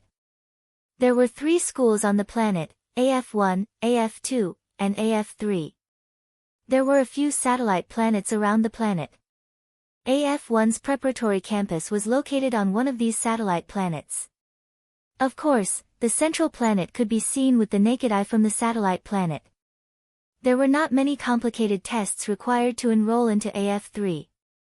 However, AF1 and AF2 were different. AF1 was usually the leader of AF1, and the test would be held at the preparatory campus of AF1. The instructors from AF1 and AF2 would conduct a selection process together. After that, they would allocate the students based on the results of the selection process to determine who would be eliminated, who would be assigned to AF1, AF2, or AF3. The selection process for AF1's preparatory campus was carried out in stages. It was arranged according to the total number of recommendation cards sent out and the time. Silen was in luck. The next stage of the selection process was not far away. There were specialized navigation robots in the capital, and all Silen had to do was to find one at random. After entering the attached destination and his identity information, a specialized navigation robot came over and brought Silen to a place where a specialized car was waiting for him. After Silen showed his recommendation card, he was brought to this satellite planet. The navigation robot the size of a watermelon explained the arrangements to Silen and brought Silen to the entrance of the preparatory campus. It was also here that Silen met Libero. Libero wasn't alone. There was a big guy with him. Libero called him Ironhead. Ironhead was also a mutant. Strictly speaking, Libero and Ironhead were considered half-mutants or mixed bloods. Of course, that was just a nice way of saying it. To put it bluntly, some nobles would call them bastards. Many nobles who thought highly of themselves looked down on them the most. They thought the existence of mixed bloods was a disgrace. Libero was shocked when he saw Silen. He didn't expect Silen to be here as well. However, after the initial shock, he was overjoyed. Libero was very happy to meet someone who didn't discriminate against mixed bloods like him. Previously, he thought that they were just passers-by and had no deep relationship with each other. But now, it was different. They were all comrades in the same trench. Libero introduced Ironhead to Silen. When Ironhead saw that Silen didn't show any disdain, he also showed a friendly smile. "Hey, Silen, have you reported it yet?" Libero asked. "No." Silen shook his head. They had stayed at the station for a long time. They had spent a lot of time eating with Hui Mao. It would be troublesome if this cat didn't have enough to eat. "We've already reported it. Let me take you there." Libero was very enthusiastic. They had just arrived, so they would be assigned temporary dormitories after reporting. If the 3 of them applied for a dormitory together, they would be put together. This was better than people they didn't know or people who discriminated against them. Reporting was very simple. They just needed to show their recommendation cards. Every recommendation card contained information about the person who recommended them. Silen's carry card contained Griffin's information. Every tutor in AF1 and AF2 had to bear a certain amount of pressure when they gave out a recommendation card. This was because the recommended people might not necessarily be accepted.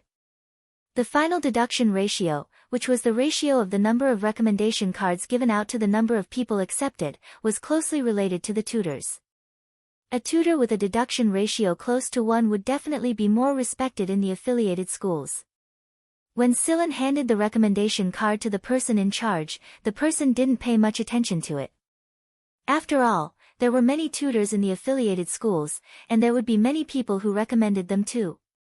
However, when the person in charge swiped the card and read the information, his attitude changed a little. He looked at Silen curiously. He didn't expect Griffin to recommend someone who looked so ordinary. After getting the dormitory card, Silen, Libero, and Ironhead went to the temporary dormitory area. Hui Mao came with them as a pet and didn't participate in the beast test. This was because he didn't have a recommendation. Even if he did, Hui Mao wouldn't participate in the test. The temporary dormitory was similar to the dormitory that Silen saw in Baron Bader. However, it was a 5-person dormitory. Everyone had their own bedroom, but they shared the training room and living room. When Silen and the other two arrived at their assigned dormitory, there was already a person living there.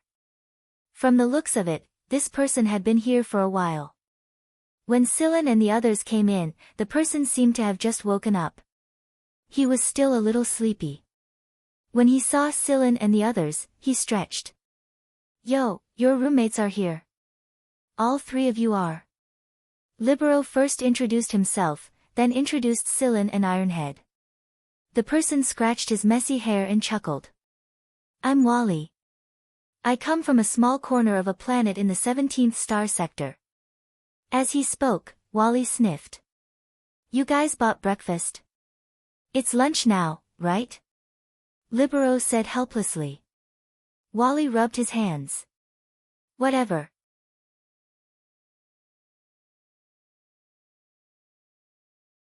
"Can I join?" "Sure. We bought enough anyway." Silen put the things on the big table in the living room. Hui Mao squatted in front of his plate and cut Wally's spoon into 3 pieces when it reached over. However, Wally liked to tease Hui Mao. When a spoon broke, he would change to a fork. Finally, he succeeded in stabbing a small fish out of Hui Mao's plate. Hui Mao was so angry that he jumped up and scratched Wally's face. However, Wally seemed to be quite open-minded. When he talked about his trip to AF1's preparatory campus, he summed it up in one word: debt collection. The place where Wally lived had nothing to do with the people of Fu High School. It was even more remote than Old Chang's planet. However, one day, Wally ran into a person who had forcefully landed his spaceship near his house. He was in a good mood, so he gave the person a meal. Then, the 2 of them got into a fight. Wally was beaten black and blue, and no one in the entire street could recognize him. Then, the person kicked Wally twice, took all the food in his house, and left. Before he left behind a card and some money, telling Wally to find him at Fu High School, and that he would make sure Wally didn't have to worry about food or clothing. After that, Wally came. Listening to Wally's story, Silen felt that the teachers of the affiliated schools were quite unique. They were all unpredictable. Wally was not a mixed blood like Libero and Ironhead. Like Silen, he was a normal person. However, someone who could get a recommendation card from an affiliated school's teacher had to have something special about him, even if the teacher's methods were a little strange. Tai Tu's parents were servants of a noble family. Because they saw that Tai Tu had some ability, they used their connections to get a recommendation card and recommended him. But if Tai Tu were to be eliminated, it was easy to imagine that their family would have a hard time in the future. That was why Ironhead was under a lot of pressure. Libero, on the other hand, was only able to get a recommendation card because of his teacher's connections. However, Libero did not want to talk about the details. Anyone could see that things were not as simple as he made them out to be. There had to be more to it, but since Libero was unwilling to talk about it, Silen and the others did not ask anymore. The last one was the most special. He was an 8-year-old child of noble birth, but he was more lively than most nobles. He didn't pretend to be arrogant, indifferent, and sarcastic like some other nobles. Although he called them "this young master" every time he opened his mouth, it was obvious from his eyes that he didn't mean to belittle Celine and the others at all. It was more like a colloquialism, just a habit. The one who brought the child here was an old servant. The old servant reminded Celine of Brisette, who was always by Lung's side. Although he was polite and always had a smile on his face, he was not to be underestimated. According to the rules of AF1, servants were not allowed to be brought here. Therefore, the old servant only brought the child here and placed a lot of things in the room. The storage cabinets in the living room and the kitchen were filled with things. The old servant said that these were greeting gifts for everyone. He hoped that Celine and the others could help his young master. This was the young master's first time away from home. Celine and the others promised that they would take care of him. After all, they were all roommates in the same dorm. Celine believed that the old servant must have investigated all four of them before coming here. Otherwise, he would not have brought the young master here so easily. The child's name was Taita, but his surname was not mentioned. The old servant finally left after the child impatiently called him back. After the old servant left, Taita jumped up and down in the bedroom that the old servant had tidied up and cheered loudly as if he had been liberated. Celine and the others looked at each other. As expected, it was a child. Taita did not put on airs. Even though he spoke with the accent that nobles always had, his actions left people speechless. For example, Taita would say, "Hey, you guys, come over and talk to this young master." But in reality, Taita would run over to Celine and the others and join in the conversation. Although he was young, he knew a lot. "Hey, young Master Taita, do you know how the selection test will be conducted this time?" Wally asked as he lay on a chair and cracked some nuts. Celine did not like nuts very much, but Huimao did. Therefore, while they were chatting, Celine would shell Huimao and give some to Taita. Taita ate the nuts that Celine had peeled as he stretched out his palm and spread his fingers. AF1's test has always had 5 rounds. It's called AF1's 5th test. AF1's 5th test. Is it difficult? Libero asked. Taita chewed on the nuts and frowned. I heard it's quite difficult. In the first round, you have to use a pen to write on paper. Right? You mean, you have to use a pen to write word by word on that kind of paper? Ironhead was troubled. Even as a servant, he had never used paper to write. He had always used an electronic tablet. If he really used a pen to write, he probably would not be able to read what he wrote. Libero and Ironhead were in the same situation, but Celine and Wally were much calmer. They were more familiar with this kind of thing. Celine handed a peeled nut to the child. Continue. Taita took the nut and threw it into his mouth, crunching noises as he chewed on it. His teeth were quite good. Then, he started counting with his fingers. After that, there's the stress test, the 3 tests, the cooperation test, and the final interview. But don't worry, there's no so-called passing standard for each round. I don't know what they're selecting based on. Some obviously did badly in the written test, but were accepted in the end. Some who did well were rejected in the end. Taita told them everything he knew, but the more Celine and the others learned, the more they felt that AF1's selection test was so different.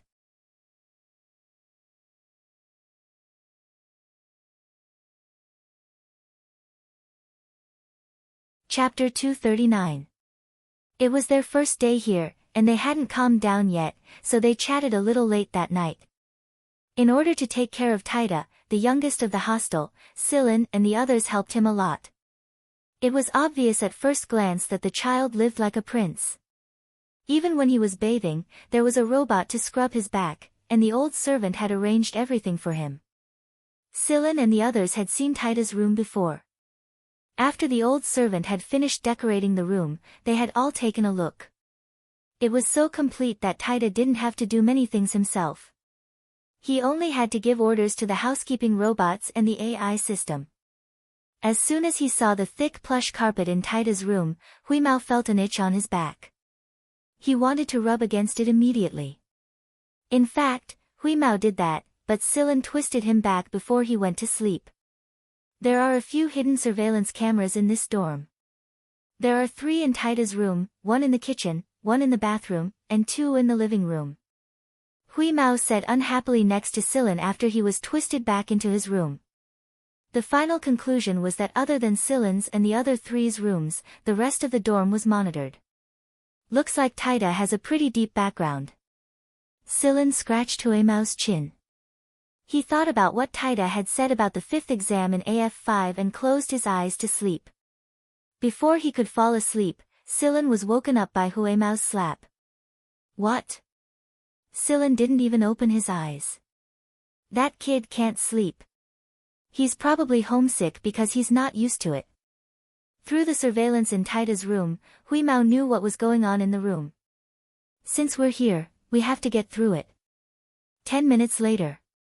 The cat's paw slapped Silen's back. What's wrong with you? Silen still didn't open his eyes. That kid looks like he's been wronged. Do you have the heart to do that? People always learn to be strong while they cry. It's a way of growing up. Huimao flicked his ears. No one knew if he understood. Another 10 minutes passed. Silen suddenly turned over and opened his eyes. In front of him, Huimao raised his claws and was about to slap down again. I really admire you. At the same time, on another planet in the imperial capital, in a room in a vast castle-like building complex, a few people were staring at the situation in Taida's room displayed on a large screen. Seeing the 8-year-old child rolling around on the bed, unable to fall asleep, the 2 women wiped their tears with handkerchiefs. I told you not to send him in so early. Look, the child can't even sleep when he's away from home. That's right, Dad. Taida is still young, and you know what kind of place AF1 is. Besides, Taida doesn't need to walk the same path as us. He'll be fine with us protecting him. I agree. Let's bring Taida back, another man in military uniform said. The people around them all looked at the man standing in the middle, who was almost old but still looked handsome and extraordinary. The beautiful woman standing on the side wiped her tears and glanced at her father who was standing straight in the middle. She thought to herself, keep pretending. The old man is the one who loves Taida the most. I don't know what he heard from some people in the army this time, but he was so emotional that he sent Taida over. He regrets it more than anyone else, but he didn't say it out because he wanted to save face. Hearing the words of the people around him, the old man sighed inwardly in relief. It's better to bring him back. He's too young. Those people can say whatever they want. It's not like he'll lose a piece of flesh. When Taida grows up in 2 years, he'll send him over. I'm sure Taida won't disappoint him. The child is still too young. Too young. My heart aches for him. The old man was about to speak when the doorbell to Taida's room rang. Taida immediately sat up and rearranged his facial expression so that he didn't look as depressed and helpless as before. This made the people staring at the screen feel sad again. Taida opened the door. Before he could say anything, something was thrown at him. He quickly caught it and saw that it was Huimao. Silen yawned and said to Taida, "It's for your bed. This cat likes your carpet, so let him sleep here. Of course, if you don't want to, you can just throw him out." After that, Silen went back to his room and went back to sleep. Taida blinked at the door and looked at Huimao in his arms, before he closed the door and went back inside. As soon as he returned to Taida's room, Huimao couldn't wait to jump onto the carpet and start rubbing against it. When it looked up and saw that Taida was staring at it without blinking, Huimao got up and shook its fur. "Don't worry about me. Go to sleep. I'll guard the door for you." After that, Huimao went back to rubbing its fur on the carpet. After Huimao's antics, Taida was in a much better mood. After watching for a while, he picked up the soft cushion from the bed and sat down next to Huimao. The temperature in the bedroom was very suitable, and it was intelligently controlled, so there was no need to worry about catching a cold at all. Half an hour later, the man and the cat fell asleep on the carpet. The people in front of the big screen didn't say anything for a long time. In the end, the old man didn't take Tita back. He wanted to see Tita's test results first. The test of AF1 finally arrived under the anticipation of more than 1,000 people. All of them had recommendation cards, but they received them at different times. When the number of people reached the required number, AF1 would start the countdown for the test. The first of the 5 tests of AF1 was the written test that Tita had mentioned. In the previous stage, the written test only had 1 test paper, and the time limit was 3 hours. There weren't many questions, but they were very difficult. But this time was obviously different. The written test this time was 10 hours long. There were no breaks in the middle, and people had to bring their own food. So, apart from going to the toilet, the rest of the time was spent in the examination room.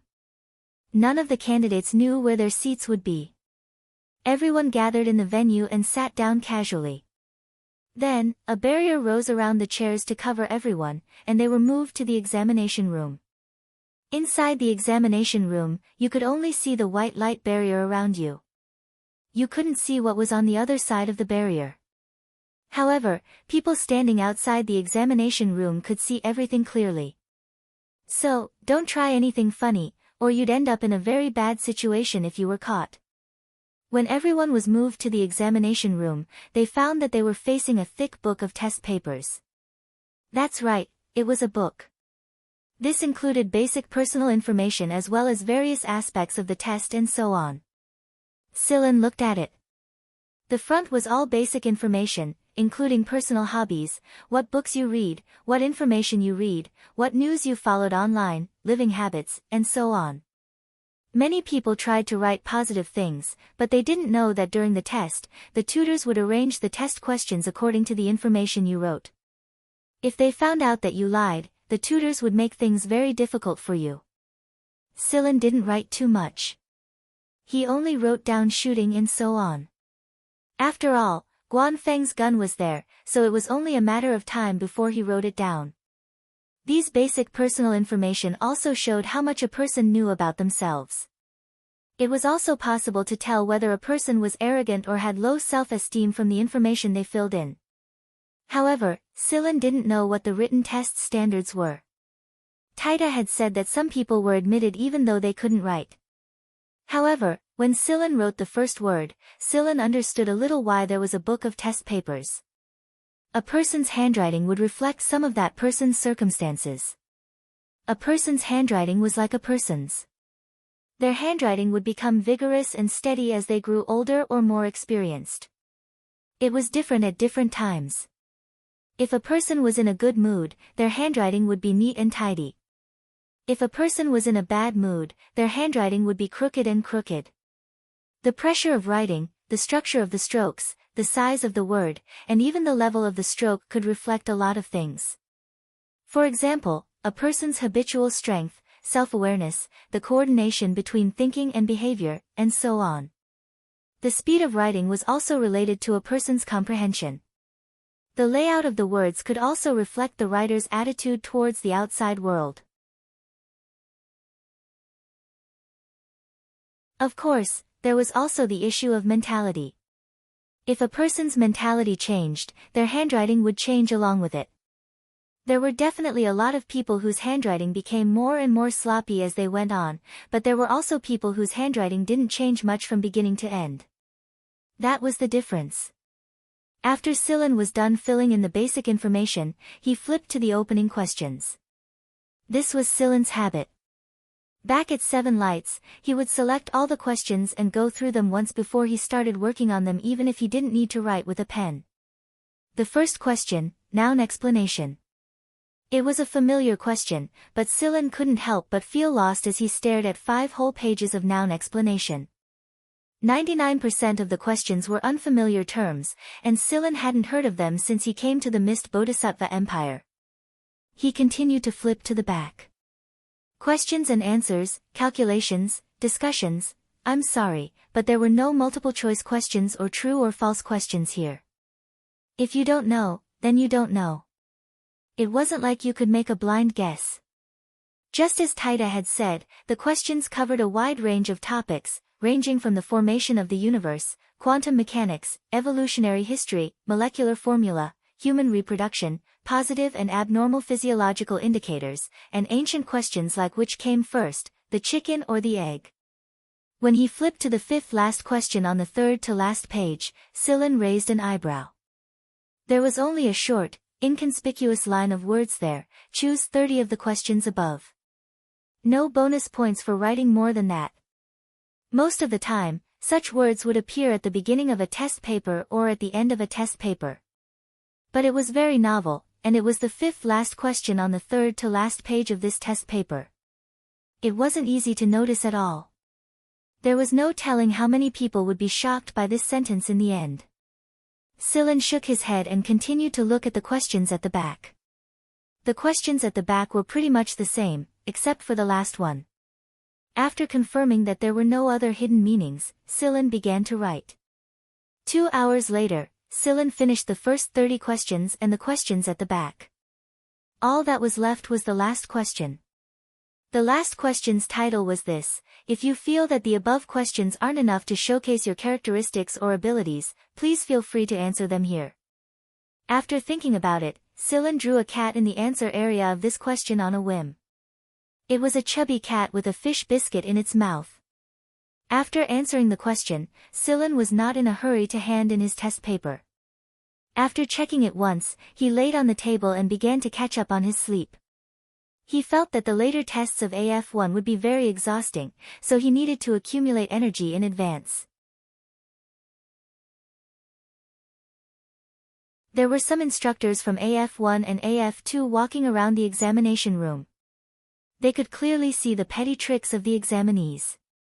Some gave warnings, some had their marks deducted, but none of them were disqualified on the spot. There were also a few examinees like Silen who finished their papers early. They either handed in their papers early or slept on the table like Silen, so Silen did not stand out among them. However, the examinees who finished their questions within 3 hours were recorded by the chief examiner. Silen was woken up by the bell that rang the end of the test. After leaving the examination room, he met up with Libero and the others at the agreed place. Judging from Libero and Ironhead's expressions, they probably did not see the sentence on the third last page. Now, the two of them were still depressed. Wally was still as carefree as ever. Although Taita did not see the sentence, he was in a good mood. If he passed the test, so be it. After all, he did not feel too much pressure. The examinees who finished the first round of the written test did not have much time to rest. The spaceplane sent them to another place for the next round of tests.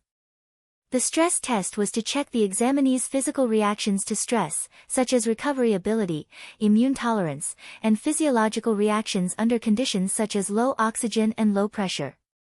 The examinees' physical limits and physiological defects were also checked. The results of the test were divided into 5 grades from highest to lowest, S, A, B, C, and D. However, the examinees did not know the final results of the test. Under such stress, mutants would reveal another side of themselves, revealing the other half of their bloodline. However, this information was kept confidential. The examinees did not know about anyone other than the instructors in charge. Silen underwent a basic drug allergy test, wound healing test, low oxygen and low pressure test, and a series of other tests. After Silen left, the examiner wrote an S on Silen's final grade. What happened next was just as Silen had predicted. The examinees were not given much time to rest at all. After the second round of tests was over, the examinees were sent to another part of the planet for the third round of tests. This time, however, Silen noticed that the number of examinees was a little less. Although it was not a lot, there were still more than 50 examinees missing. The third round of tests was also known as the 3 tests. The examinees would choose 3 of the tests they wanted to take. Silen chose shooting, close combat, and assembly. The reason why he chose these three wasn't because Sillin was the most confident in them, but because everyone else knew about them. At the very least, Guan Feng definitely knew about them. Needless to say, the assembly was over very quickly. The examiners in charge of assembly had even studied the parts Sillin had assembled and written a very long comment on Sillin's test results. As for what they wrote, Sillin did not know. In close combat, Sillin's opponent was a big blockhead who looked like an iron head. This person was an expert in strength, and he was able to punch a hole in the reinforced ground with a single punch. Not only that, he was completely fine as he continued his next punch. At first, Sillin chose to defend and not attack. It was only after he had a general understanding of the big guy's strength and allowed him to display enough of his abilities that he ended the battle in one blow. The last test was shooting. There were a lot of people who chose shooting, and Sillin had to line up to come here. Unlike the previous tests, shooting was half open to the public. The examinees who chose to shoot could see everyone else's performance in the shooting field. There were a lot of excellent shooters, and every examinee displayed their best skills. However, there was a phenomenon in the shooting field that the examinees cheered a lot, but the instructors in charge did not react much. You're tuning in to the Blissful Bookshelf YouTube channel. We're so grateful for your support, and don't forget to subscribe to join us on this incredible journey through captivating stories. Your generosity through donations truly makes a world of difference, as it's the primary source of revenue that allows me to expand and enhance this channel for you. Thank you from the bottom of my heart for being a part of this adventure.